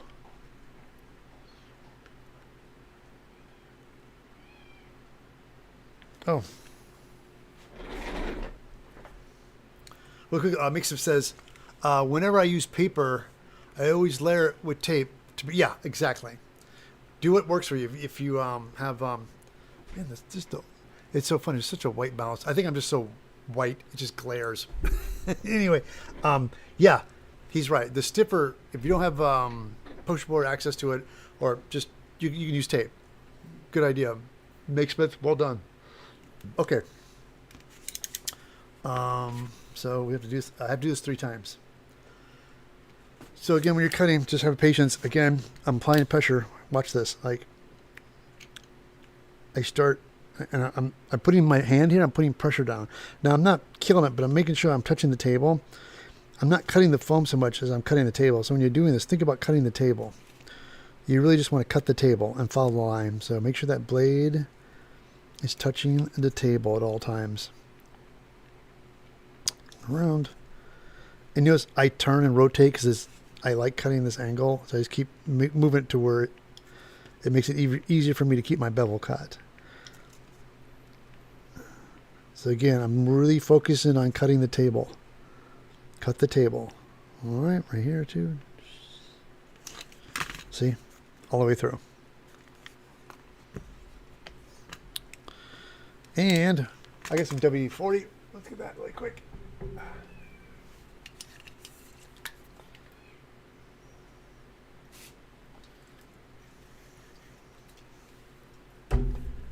This is my Crenshaw sharpener. Again, if you guys would like to get one of these, you can go to my shop, eviltedsmith.com.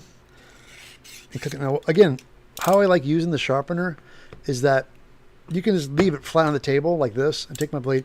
and I hold it ever so slightly. You don't bend a lot. You just go like this, and you put tension on it, and you go 1, almost to where it's bending. You go 1, 2, that's 3. I flip it over, other side, same drill. One more.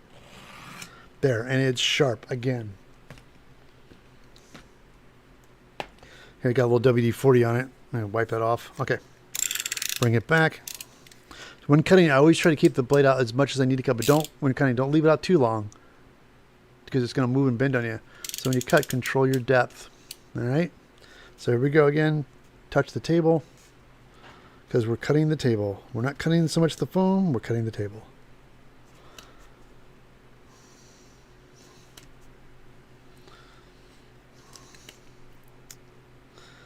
And people say, you make it look so easy, Ted. And that's because I do it a lot. The more you do it, the better you'll become at working with foam. Nothing comes out great or perfect the first time. And I can't tell you that enough. I think people get a little discouraged because they start making stuff and go, man, it's not turning out right. And they quit. And that's when you give up. You can't give up. You just got to stick to it. It just takes a little bit of patience. Because I always tell people, it's the passion and not the talent. I know people are super talented that are super lazy. And then there's friends that are just like, want it. And they just keep sticking to it, and they're like, I want this thing. And they're like, all right, well, then they make it, and they stick to it till they get it.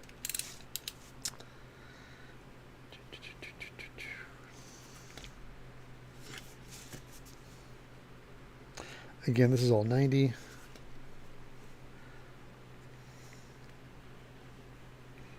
All right. Again, we're going to do this slight bevel right here.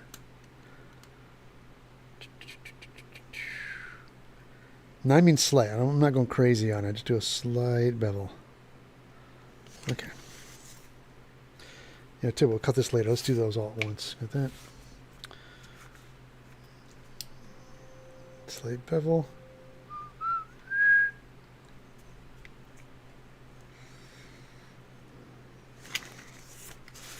Then 90.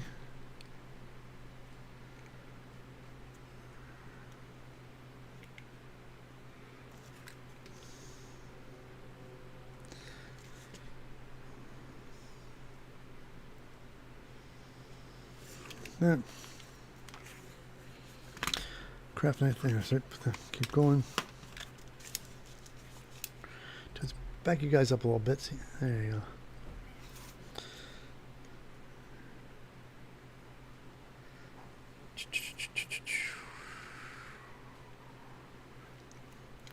Right, got that.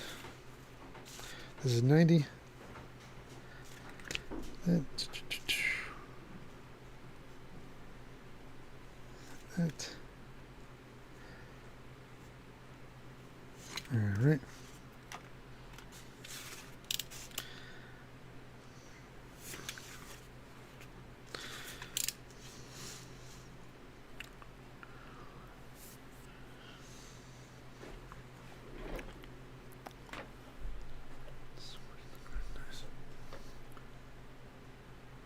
Oh, really quickly, because it says how do you know when to switch the craft knife? Great question, and I'll show you. Let's, for example, right now, like this. These guys, these angles here, this is 90, that's easy. 90, that's easy. Even these guys, I've gotten better. Like, I'm pretty skilled for cutting this, so I don't need to change. For example, cutting this guy, when you're cutting, again, watching the blade, when you're cutting 90, keep upright, right? So on these guys, they're just big curves, so they're easy to do with a thick knife. What? See, Maker Smith, they're not really that tight. So I just go like this, keep at 90, go around the corner. I can always go back with a Dremel and clean up the edge, and like that, right? Okay, that's easy to cut. All these curves too are not really sharp. They're pretty simple. So you can do the same thing with this knife, right? So I tilt it slightly. Let's cut this and I'll show you. Go through like that. Now this curve, it's really, these are subtle, these are subtle. This is a big curve. This is where I want to switch my knife. the tighter the curves, the smaller the blade, because it's narrower and it allows you to cut. For example, now that we're cutting this, I still want to keep it 90, so there's, oh, sorry, loosen this up right. There, okay. So I go like this and go straight up and down, and I touch the mat. And being it's a craft knife, I can make a tight curve like this.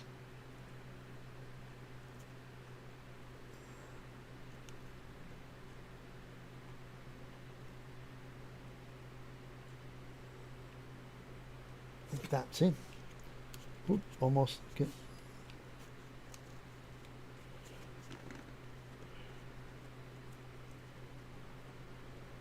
There you go.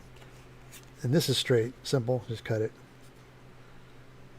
But, because the blade's narrow, this guy, it's so wide that trying to do this, I mean, granted you could, but then it gets kind of chunky here. And then you have to go back with a rotary tool.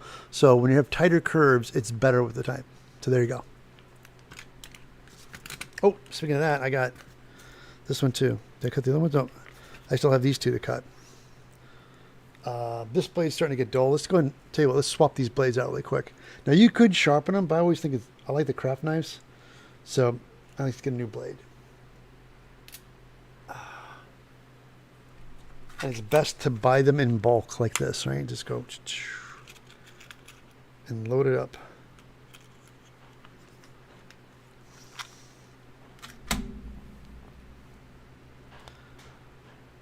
All right, get a fresh new blade. Now it's gonna be super easy to cut these. Let me show you. Let's go like this. This.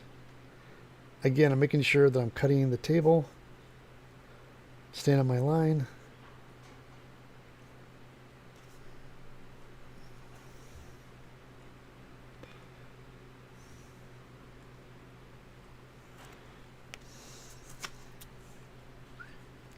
That.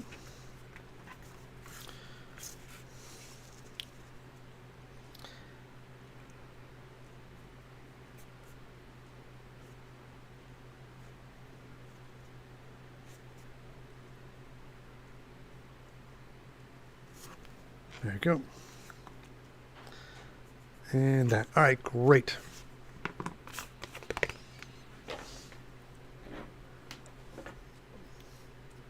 Oh, that cat you're here, that's Tabitha. That's my wife's cat. And she's, in the morning, she's very needy. So, wait, let me have a sip of my coffee. Mick says, how do you know? Okay, wait, sorry, I get that one. Best pet the cat. My wife's doing that downstairs, but she could pet her, and my cat like stares at her like, you got touch me, pet me. It's pretty hysterical. Anyway, okay. So, tell you what. Let me oop, there's one more I missed. One more eye socket I have to cut real quick. Hold on.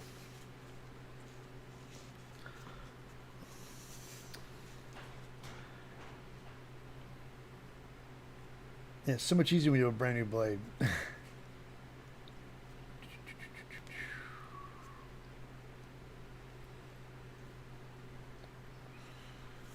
All right. Got it. How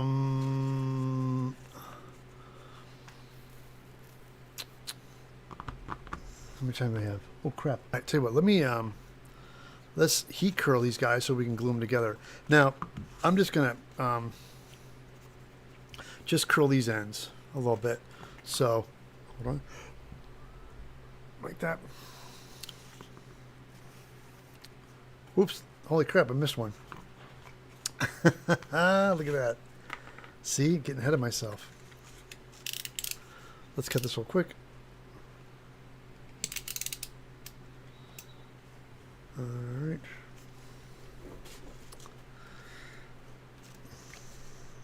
Right here.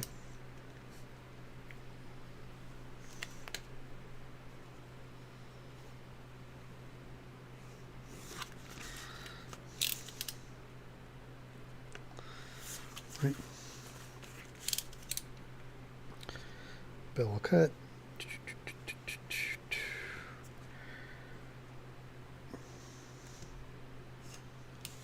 That's all right. And then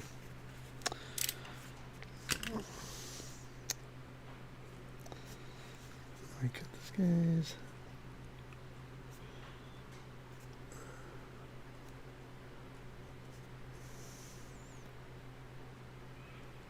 Got it. All right.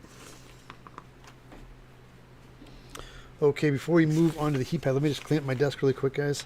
Let me grab all these scraps. And people always ask me, is there a way to recycle this stuff? I'm like, I wish. But unfortunately, you know, these big, I might keep a couple of these guys. We might need them for something else. You know, yeah, I'll keep the big chunks here. Hold on. Yeah, there you go. Leave that. We'll take all the small bits. Because we might use this for the, add some detail. So I'll just pick up the small stuff. Small bits. All right.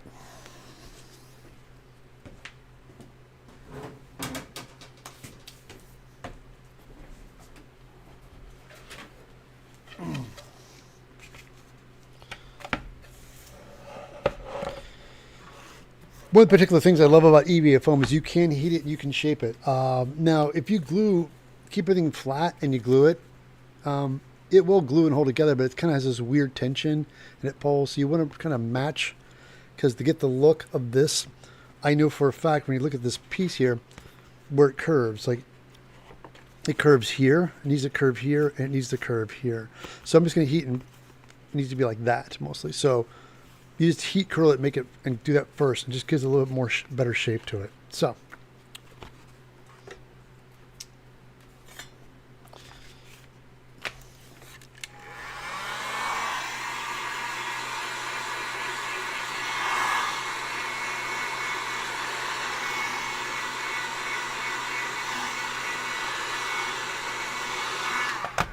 So like that, just go a little bit of a curl.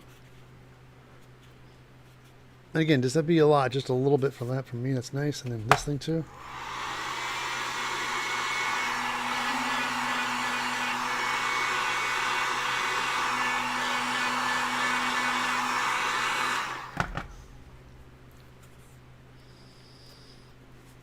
See? And there it is, coming together. So do that to all of them.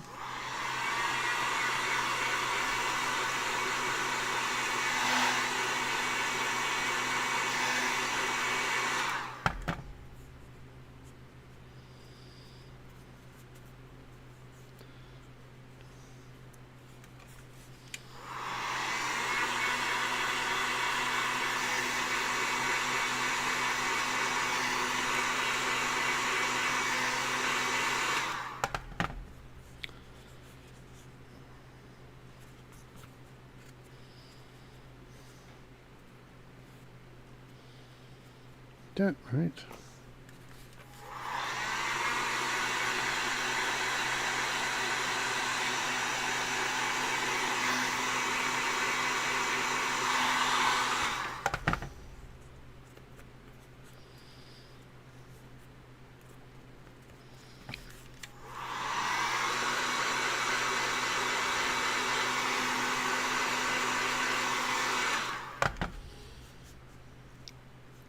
One thing about foam, it heats up, but it cools quickly, so it doesn't take long for it to cool off.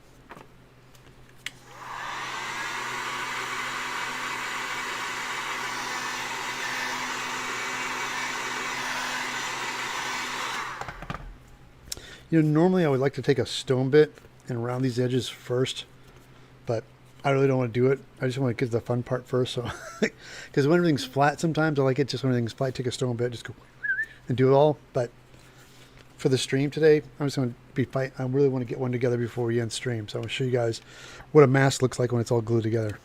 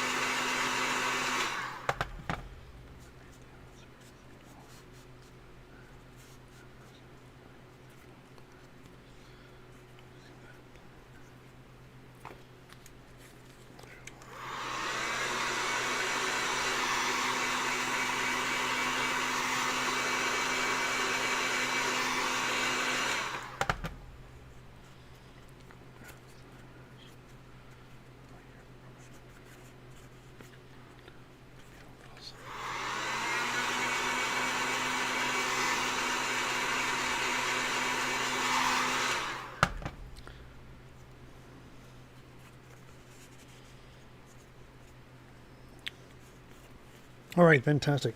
So we do get a right and a left.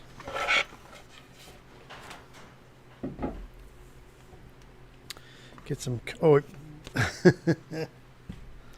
sorry guys, forgot something. Got to glue these guys together. So this would help like heat these up. Hold on. So on these guys, let's heat these up really quick.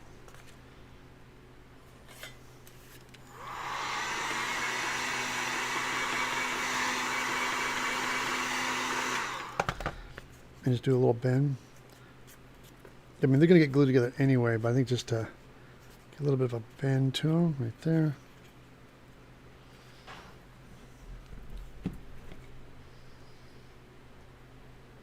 That.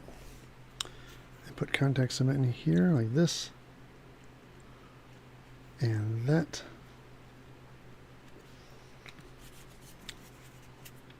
Yeah, I don't. Yeah, we don't need to heat it. Let's just do that. I think it'll be fine. Let's do this. Let's just glue them first. Before I glue these on, I always like having the darts done first. So, same thing with this guy too. Oh man, Ted, you gotta buy some glue today. So low on glue. All right. You see, when I'm doing my darts, I always just pull them open. Vice versa, do the other side. Push them together. There you go. This guy and this guy. All right, good. So while they're drying,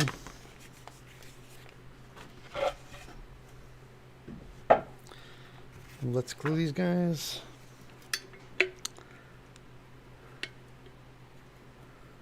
Get some glue. There you go.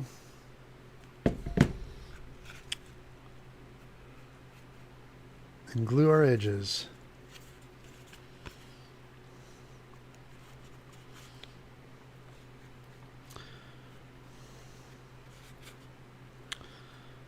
That. Where's my foam scraps? Hold on, guys. I'm grabbing my foam scraps.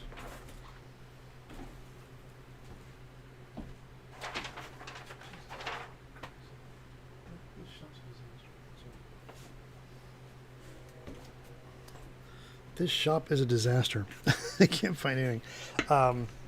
But for you people, I know I was talking about the ET costume I was doing. That Jenny Monet, she posted her Halloween costume, and I will post pictures later this week of the work I did on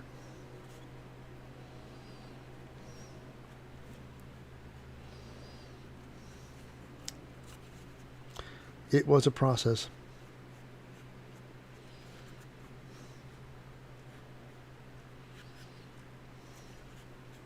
All right, got that, and this guy too, to the edges of this.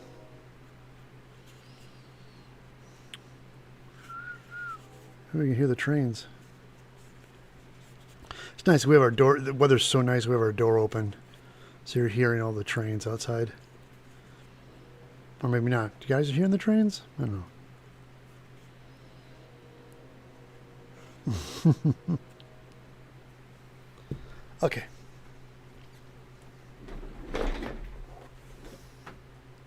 Oh, let's catch up with chat. It was so blown out. Why are you always so blown out today? Okay.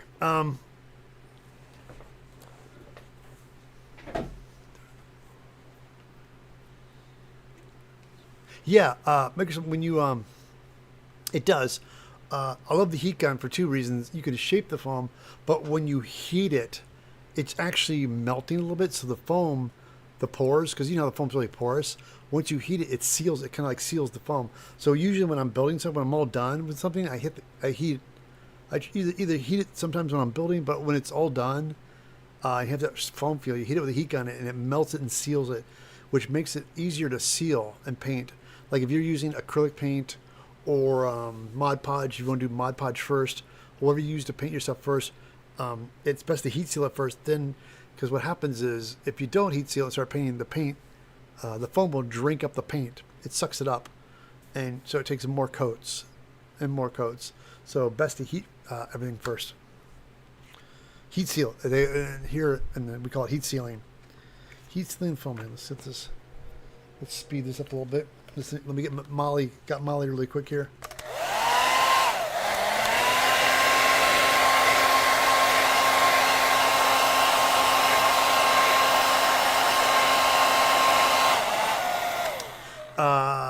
Makesmith. That is basically what happens with. I don't know what different. You have a foam. L200 doesn't do that, but EVA foam does. The EVA foam is the stuff that you can heat and seal. Some foams react differently to heat, so it's only EVA foam that does the self-skinning thing. Which let me reiterate on that. Like you can do that with the EVA foam. I watched. Yeah, man, me too. I haven't seen a lot by motion senders, but I still love anime.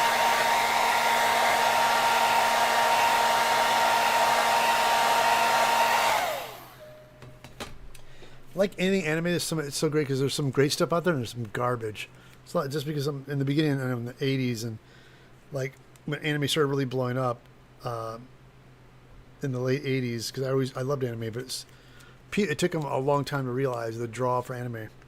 Oh, sorry, overhead. All right, we got messed up here. Sorry, guys. Let's straighten the camera up a little bit.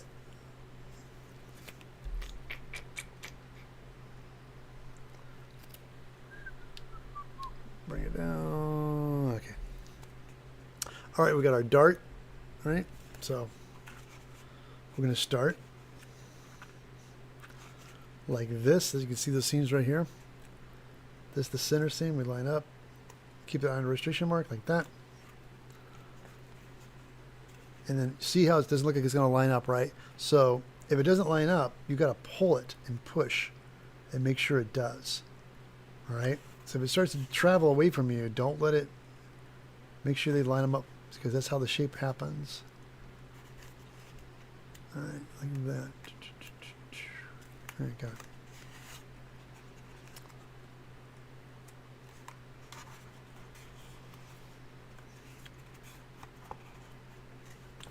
And now we have that same thing. We're going to line these guys up.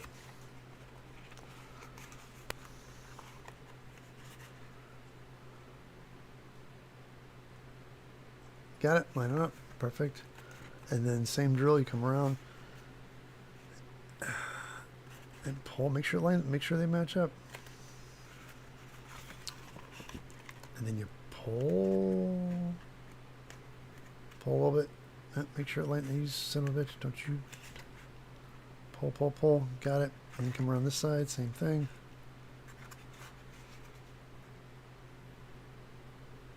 And edge. Right to the center. And then we pull together. Like that. See? And you see it now come together.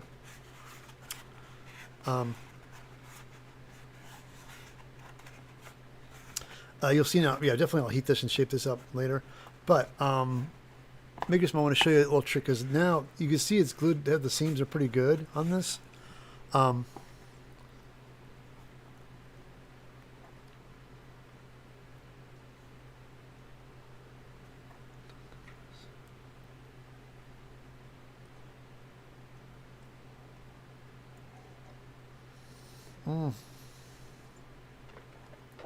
Oh, people are I haven't seen any of these films. Sorry, guys. I haven't seen any of this. Let me just show you this technique really quick before I forget.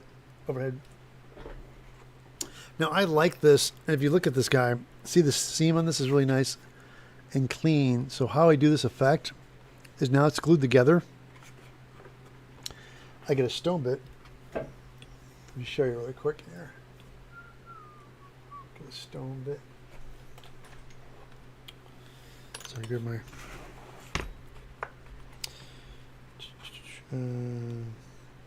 this guy. I got my stone bit here. Go swap out. Put my sanding drum. Where's that? Oh, got my stone bit.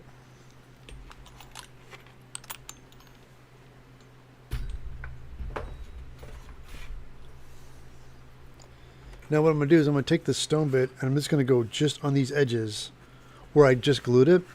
just to knock down the sharpness. I want to round them off a little bit. This also does two things. It's definitely a style choice. You definitely, if you want a hard edge, you want a hard edge. But if you want something kind of soft, this is the way to go. So here you go. Let me mute this for a second. It's going to be a little loud.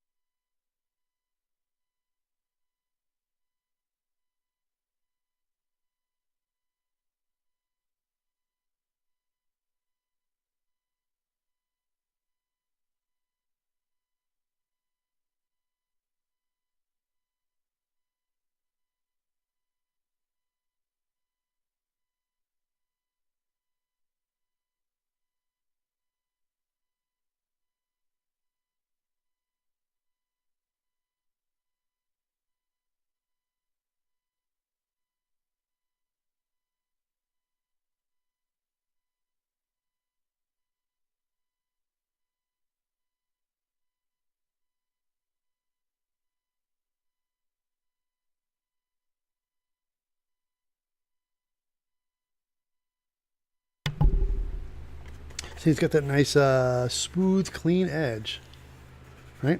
And then, where are they? Are they over here? I just had them. Oh, here they are.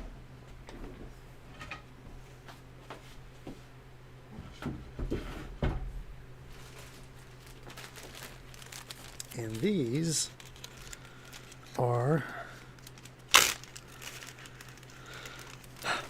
the eyepieces that I made. And I'm looking at these guys right now. They probably need to be heated up as well. This one looks pretty good. All right. And they get glued in like so. And now I'm looking at, I definitely need to heat this up and shape this out a little bit more. Hold on. Let's get some heat on this.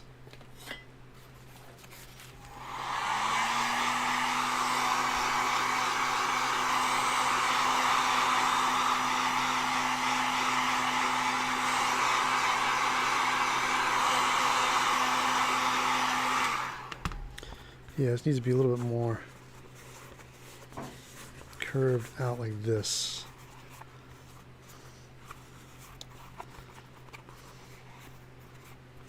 See, that's better. So now we have that.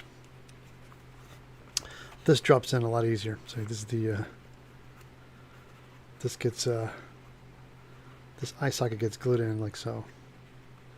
And now that I'm looking at it, if it goes in like this, this has to be beveled. See this edge right here? From here is pretty decent, but from here it just needs to be on. So people are saying, Ted, are you making this up as you go? And the answer is yes. So let me just make a bevel on this guy real quick. Hold on. Yeah, because I think from this point, let me double check, because if it goes from here, yeah, because all the contact there is good.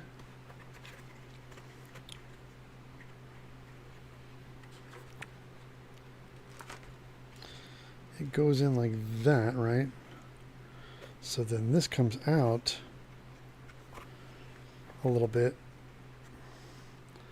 It would fit, but yeah, okay. So I see now. So this guy sits here. I might have to make some notes on my pattern. from here, if it sits on this, then this comes out. It would fit better if this was beveled.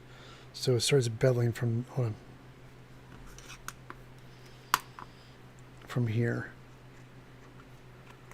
Right? So that's where, so now that I make this mark, I got it. You go here and you grab your pattern. Make sure you get the right one here, Ted. That's not it. Where's the... there it is. Got it. Okay.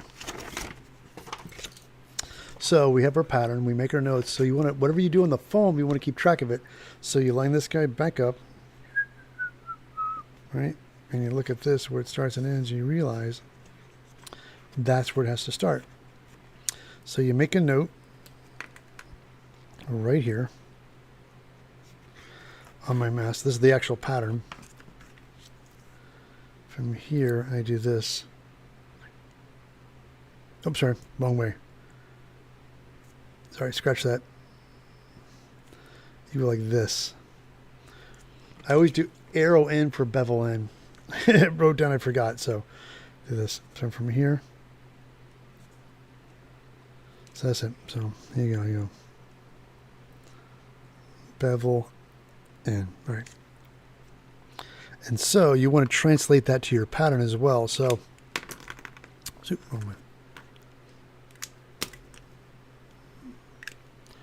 to mark that, I get my notch cutter. See? Like this. Come here. And that's what that represents. That's your mark. So then I take this guy and just start doing it on the marks so I know where to bevel it. That's all right. Give me another right.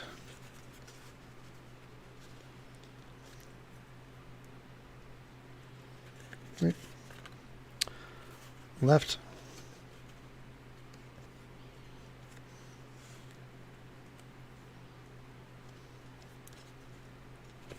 And another left. Line everything up. Got it. All right, good. Now, I've done that. Let's sharpen up the knife really quick. Where's my sharpener? Here it is. Yeah.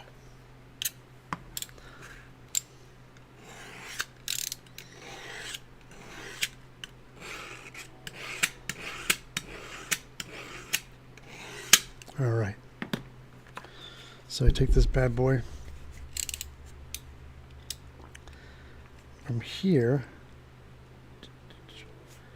and I bevel it there. Keep bevel, keep bevel. Right on the edge like that. See? Nice. Okay. Tell you what, let's do this one. Since we're making it, let's do this one, Ted. This is the one we're focusing on. Let's come down here. Do a bevel on it. It's a lot easier to bevel it when they're not glued together. So, but now I have it in my notes. So when I go to make a video on how to put one of these together, you'll know. So, oops, missed a side here. Let's do it.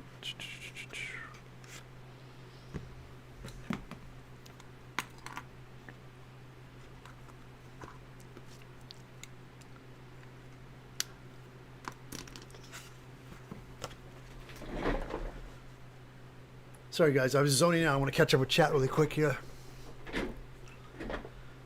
Well, everybody's talking about their animes. I got them like normally, but one of Magic Knights and Magic Stars.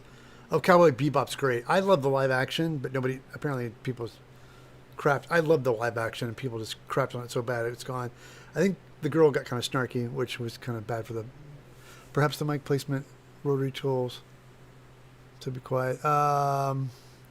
Auto mute, some enemy jump, night.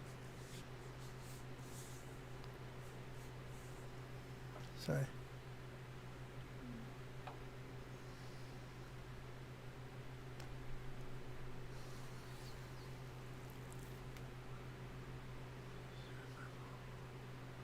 You can't. Here's the thing. Makes yes, you could do. You can bevel with a rotary tool. You can do it. It's just it's There's no with things like that. It's no right way or wrong way. It's what you're comfortable with. So if you when I have everything flat, for example, I didn't know about the bevel until I because I built this and it's been a while, so I kind of forgot. So I'm kind of relearning the pattern again because I made this and I wasn't making notes when I was doing this, but now I am. So usually when I'm building stuff and I already know in advance if it needs to be a bevel, I just do it while it's flat. I do all the cuts and everything done first. But now it's kind of like learning. So now I got this and I make it again. I know what to do. But yes, you can do rotary tool, but it's just you work with what you're comfortable with.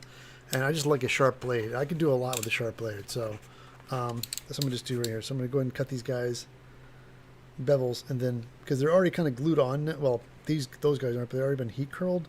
So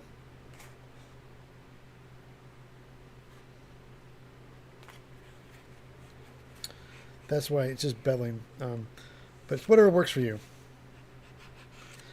I try to do less grinding because there's so much dust all the time. So now that I'm working, I might get a nice air. I want to get an air circulator in my house because I work in the house, but my family lives in this house. My shop's my house, so I'm trying to get things to collect dust, so I don't have so much dust in the house. Okay. Yeah. Let me just cut. Tell you what. Now I got these guys cut. Let me just go ahead and cut these guys really quick. Now that I'm thinking about it, now we have them. Let's do it really fast. Easy to do when it's flat.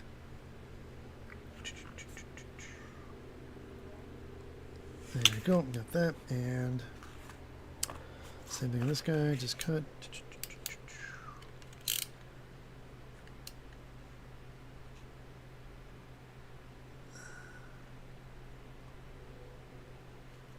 Like that.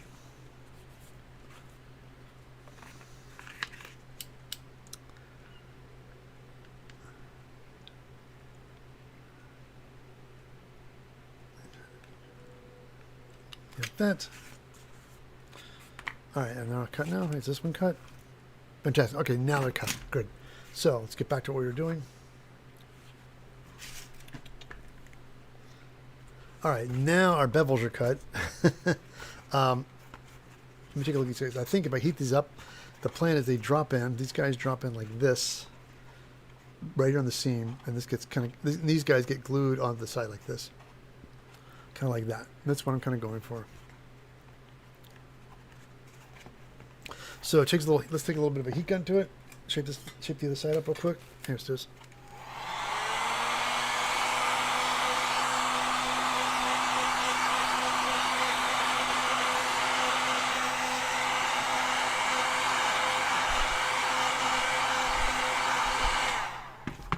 So hold on, just kind of kick it out, bend this a little bit, shape it up. Yeah, see.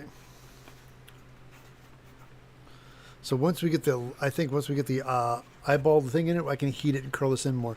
But you want to get certain. I'm shaping this up so we can get these eye socket things in.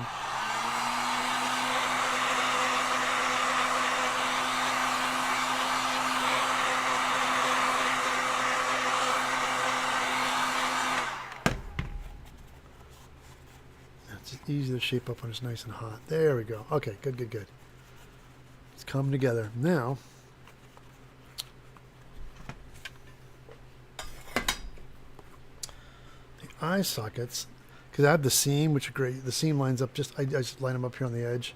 I do to hide the seam, and these guys kind of get glued in on the edge like this. So I glue that, and then this guy comes up, I think, hopefully. Let's see.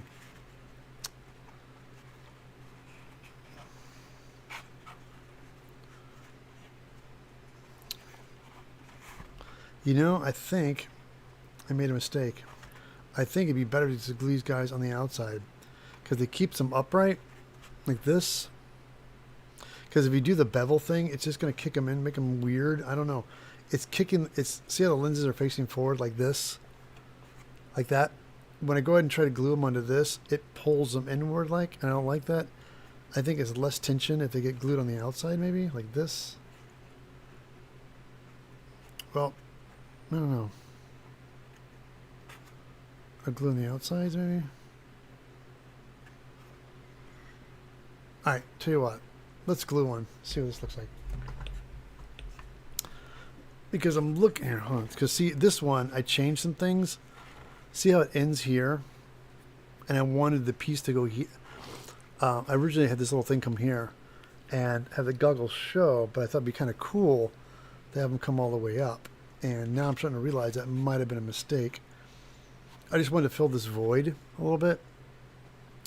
But it is changing the goggles and how they sit. So if I just glue one and drop it in,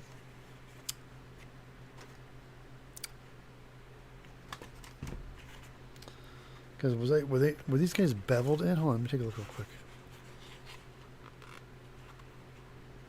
And also, this is made out. Look at this. This is 4 mil. No, so this is even thinner. What is this? This is much thinner. This is this is 4 mil, and I think this is 6 mil. Is this 6 mil? Yeah, this is 6 mil, and they made 4 mil. So it is doing some things a little differently, but hold on.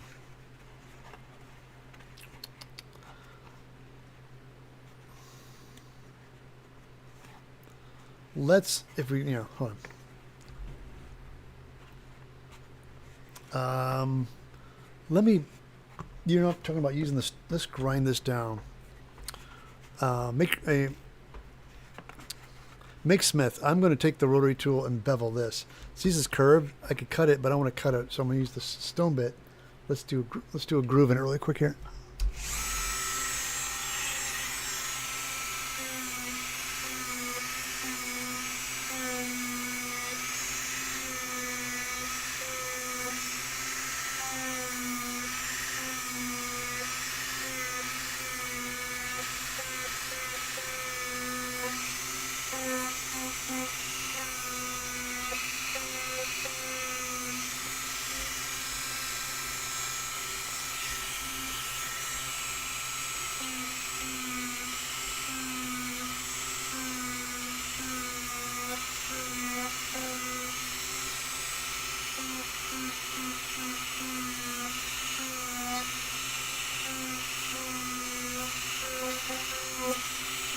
Right.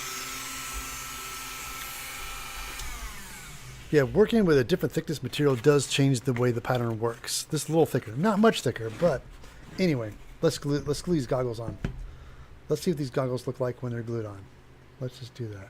So we're going to start with the front right here.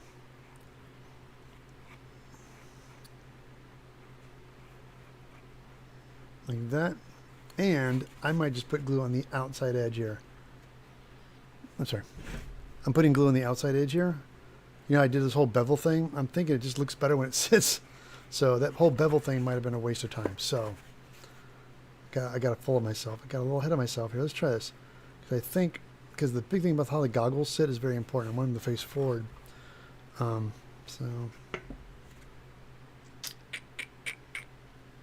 if that goes here. Okay, so let's do... we'll do glue on the outside edge here, right? We'll do glue on the outside edge here. And up here, we'll do glue on the inside edge. A little bit of both. So we'll do this edge here and glue on the outside. Same thing. This side. Inside edge.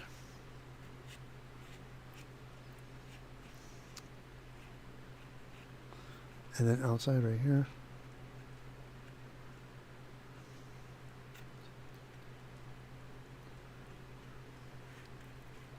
All right, got it.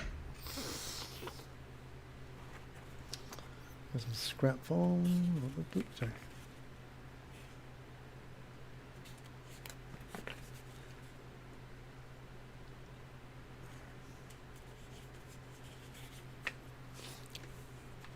Yeah, because I really like this mask. I'm sorry, go back up. So I really like this mask. And having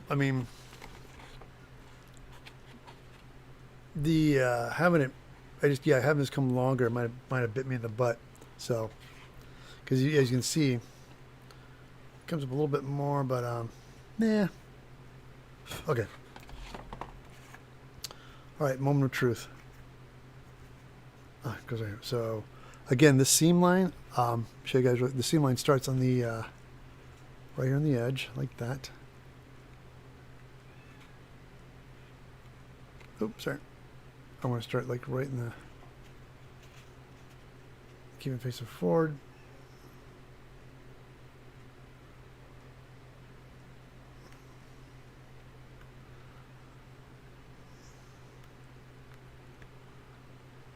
All right.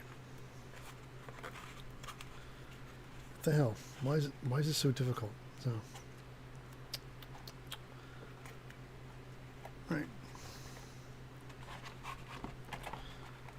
Right there, got it. Okay, got the edge. Comes down like this, like that.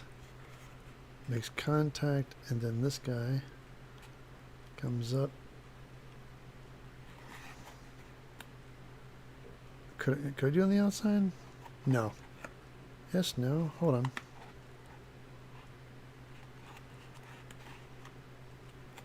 Right. Hold on, this might work. Wait. No. Go back to the outside.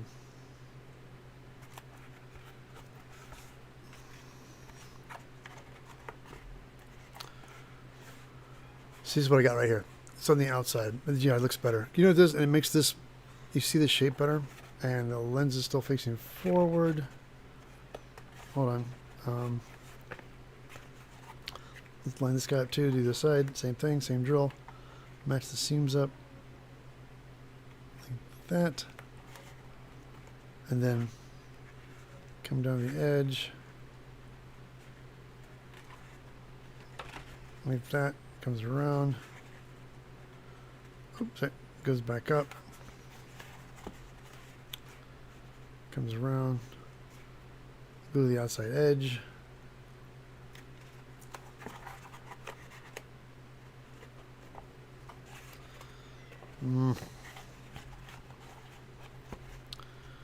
I don't know.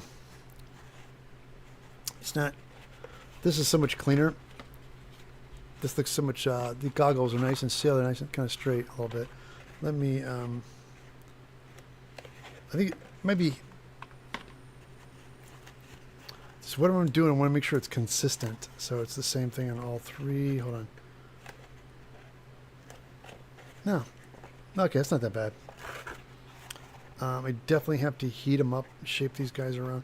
So what, again, there's these guys are round, and what keeps them round is that when you seal them, I have these pieces that go in right here, and that's what kind of pulls the shape back into them. Here, I'll just show you guys real quick here. Because the foam's kind of distorting a little bit, but once you get these lenses in for the eyeballs, which are a little bit bigger, so you push them in. See, like that, that straightens everything out. So that's kind of like, so if there's any kind of slight distortion in the circle, I just stick these lens guys in here.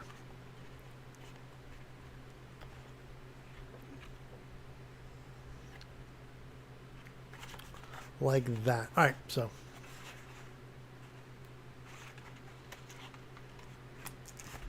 Yeah, you know something? I think what's happening is these guys work better because there's no, these guys just sit on the top and let these guys take their shape. I was trying to force this in here and to fill in the void, make them look cool, and it's just causing so much distortion to the lenses that I like this better. So I might just lose all this altogether, and yeah. I think that's the best way to, because then if these guys are nice, they're lined up and nice and straight. They're just sitting here and not getting struggled with these pieces in the back. So again, this is why I'm glad I glued this one. So yeah, let me go back. I'm going to tweak my pattern a little bit more. This is, because yeah, the goggles are just all distorted now. They're getting all wacky. Where these guys are nice and straight and facing forward. And these exact same goggles I made with these guys, and what's happening is by doing this, it's distorting things. It could just set right there. So, all right, lesson learned.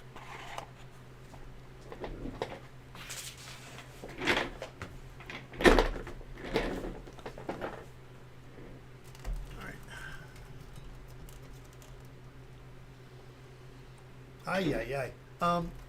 Was definitely close. Yeah, I'm gonna do some tweaking. So before I glue all those three guys back together, I'm gonna fix, yeah, because I put my first one again here just to show you an example. This works, and it's the extension. How it is to sit here, and then how I sit on this. It's literally this piece on the side piece is coming up and pulling on the eyeball, and I was just trying to fill it in to make it look more like a mask, and it's really changing. It's screwing around with the goggles, and the goggles are the most important thing. Like they need to sit nice and straight, and this is not. So I'm gonna take my pattern and tweak it back. I'm gonna go ahead and go back what I did originally, and I'm gonna pick the measurements from this guy and just do this because it's like a little piece that just pops up. I'm just gonna leave that. Yeah, that's what I did. I just took a piece on it. Just going to do that. All right.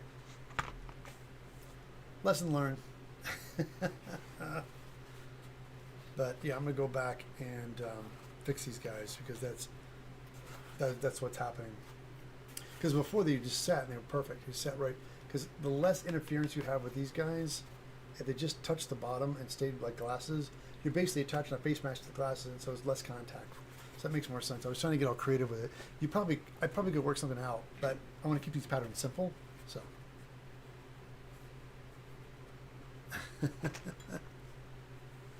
Woo! What was it? Oh my gosh, guys! I've been streaming for a while. It's a long stream. It's a big one. All right, guys. Everybody, thank you so much for sticking out with me. I was hoping to get all three of them done, and now I'm looking at my prototype. I can see all the stuff I changed. Also, I used thinner foam. There's a whole bunch of things I did differently. But yeah, this was close, and I think I'm gonna find. I think I still have this original pattern. I'm gonna go ahead and dig it up and modify my pattern back to what it was to fit the goggles in a little bit better. Yeah, because this worked. Just anyway.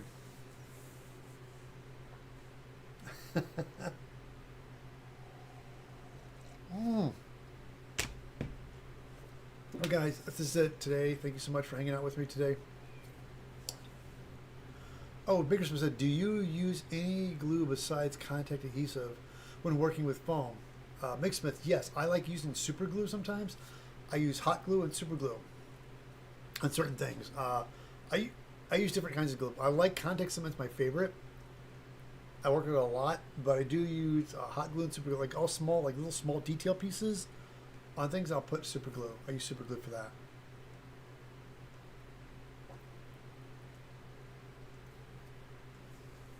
Oh, Melamine, by the way, fantasy body armor template from you to Etsy, making a cyborg. Oh yeah, Melamine's great. I love his stuff. Melamine, he's here. I know Melamine. You still here, man?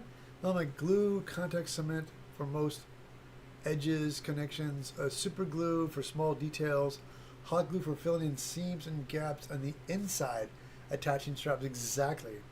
Melamine is the same thing I do. I use hot glue to reinforce stuff sometimes. Like if it's glue, like definitely, yeah, all the, like if it's thin foam or thin armor, like these guys, like it would be a bad idea. That I would probably run hot glue on the inside of these guys, on the seams, because people are going to be wearing these, get hot and sweaty, so I just want to protect the glue seams. Because sometimes sweat and stuff can make things loosen up. So yeah, I definitely will reinforce the back. Oh, makes it. Thanks for an amazing stream. Oh, guys, thank you so much. I love. I was able to make something today, not instead of just chatting. Making stuff and answering questions is my favorite thing to do. Yeah, I'm gonna go back and pull these patterns out, and I gotta go back to what I originally did because I liked what I had, and I can see I messed with it, and I was adding stuff to the pattern, just assuming something would work, and it's without testing it first. So, I think of the original one right here. Is this it? Hold on, this might be it.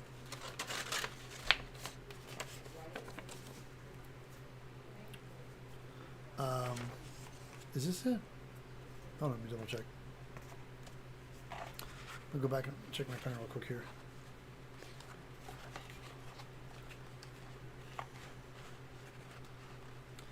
No, this, yeah, I tried to add stuff to it. I should just,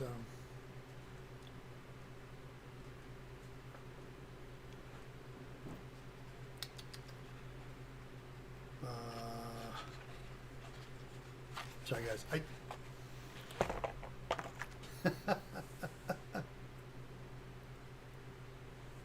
Oh, whoops, dude. Metal Man, I'm so sorry.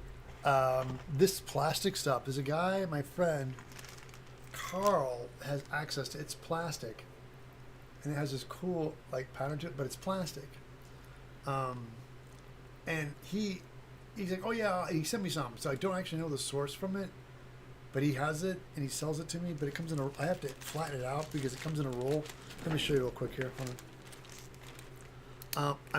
If I can find a link for it, Melamine, I don't think he sells it like yet or something, but I told him, I said, hey man, I want more. Can you send me a link? And he sent it to me as a, now, granted, he rolled up and sent it to me. I wonder if it's flat, because I love it if he'd sell it to me flat, but he doesn't. It comes, he rolls it up. I wonder if it originally is flat and he rolls it to ship it to me. But oops, sorry. But it's plastic and it's in a roll. But to get it, I have to lay it down and take a heat gun and flatten it out a little bit for me when I use it. But it's super cool. I love this stuff. I have a lot of metal too. The perforated metal with the really fine holes, I love. It's another thing I have a hard time finding. I know you can probably. I just gotta find out what it's called and the sizing, and so I can order the exact thing. I have some scrap pieces I've kept that I want to have more of. I think I'll bring it to my buddy Eddie at the shop. I probably can show him. He could probably tell me where to get it. Oh, here it is. Right. Let me show you an example.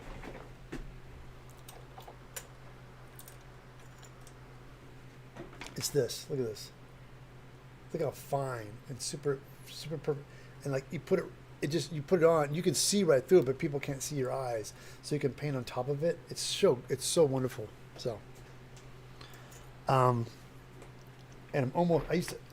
I found it at the pump house I was working at. They had a big sheet, and they were cleaning up and they were throwing stuff out. And I found it in the bin. I'm like, dude, it's amazing. So I grabbed it, brought it home, and then used it for projects. And it's getting small. I'm like, oh, I'm gotta get more. And I've been trying to find it.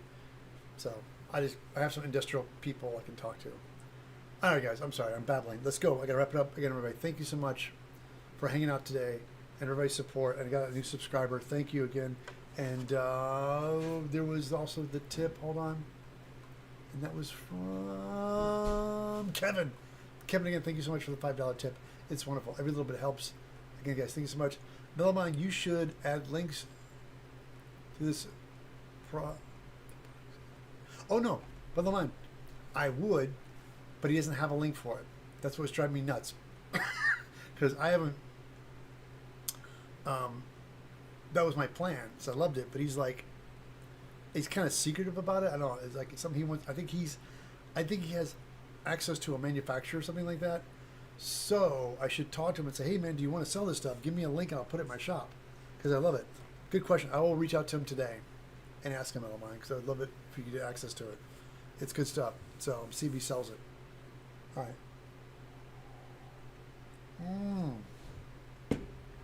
All right, guys. Good day. Good night. Have a good weekend. I'll catch you back next time. Next Sunday at 9 a.m. Pacific Standard Time. We'll be finishing these things up. Okay? See you guys.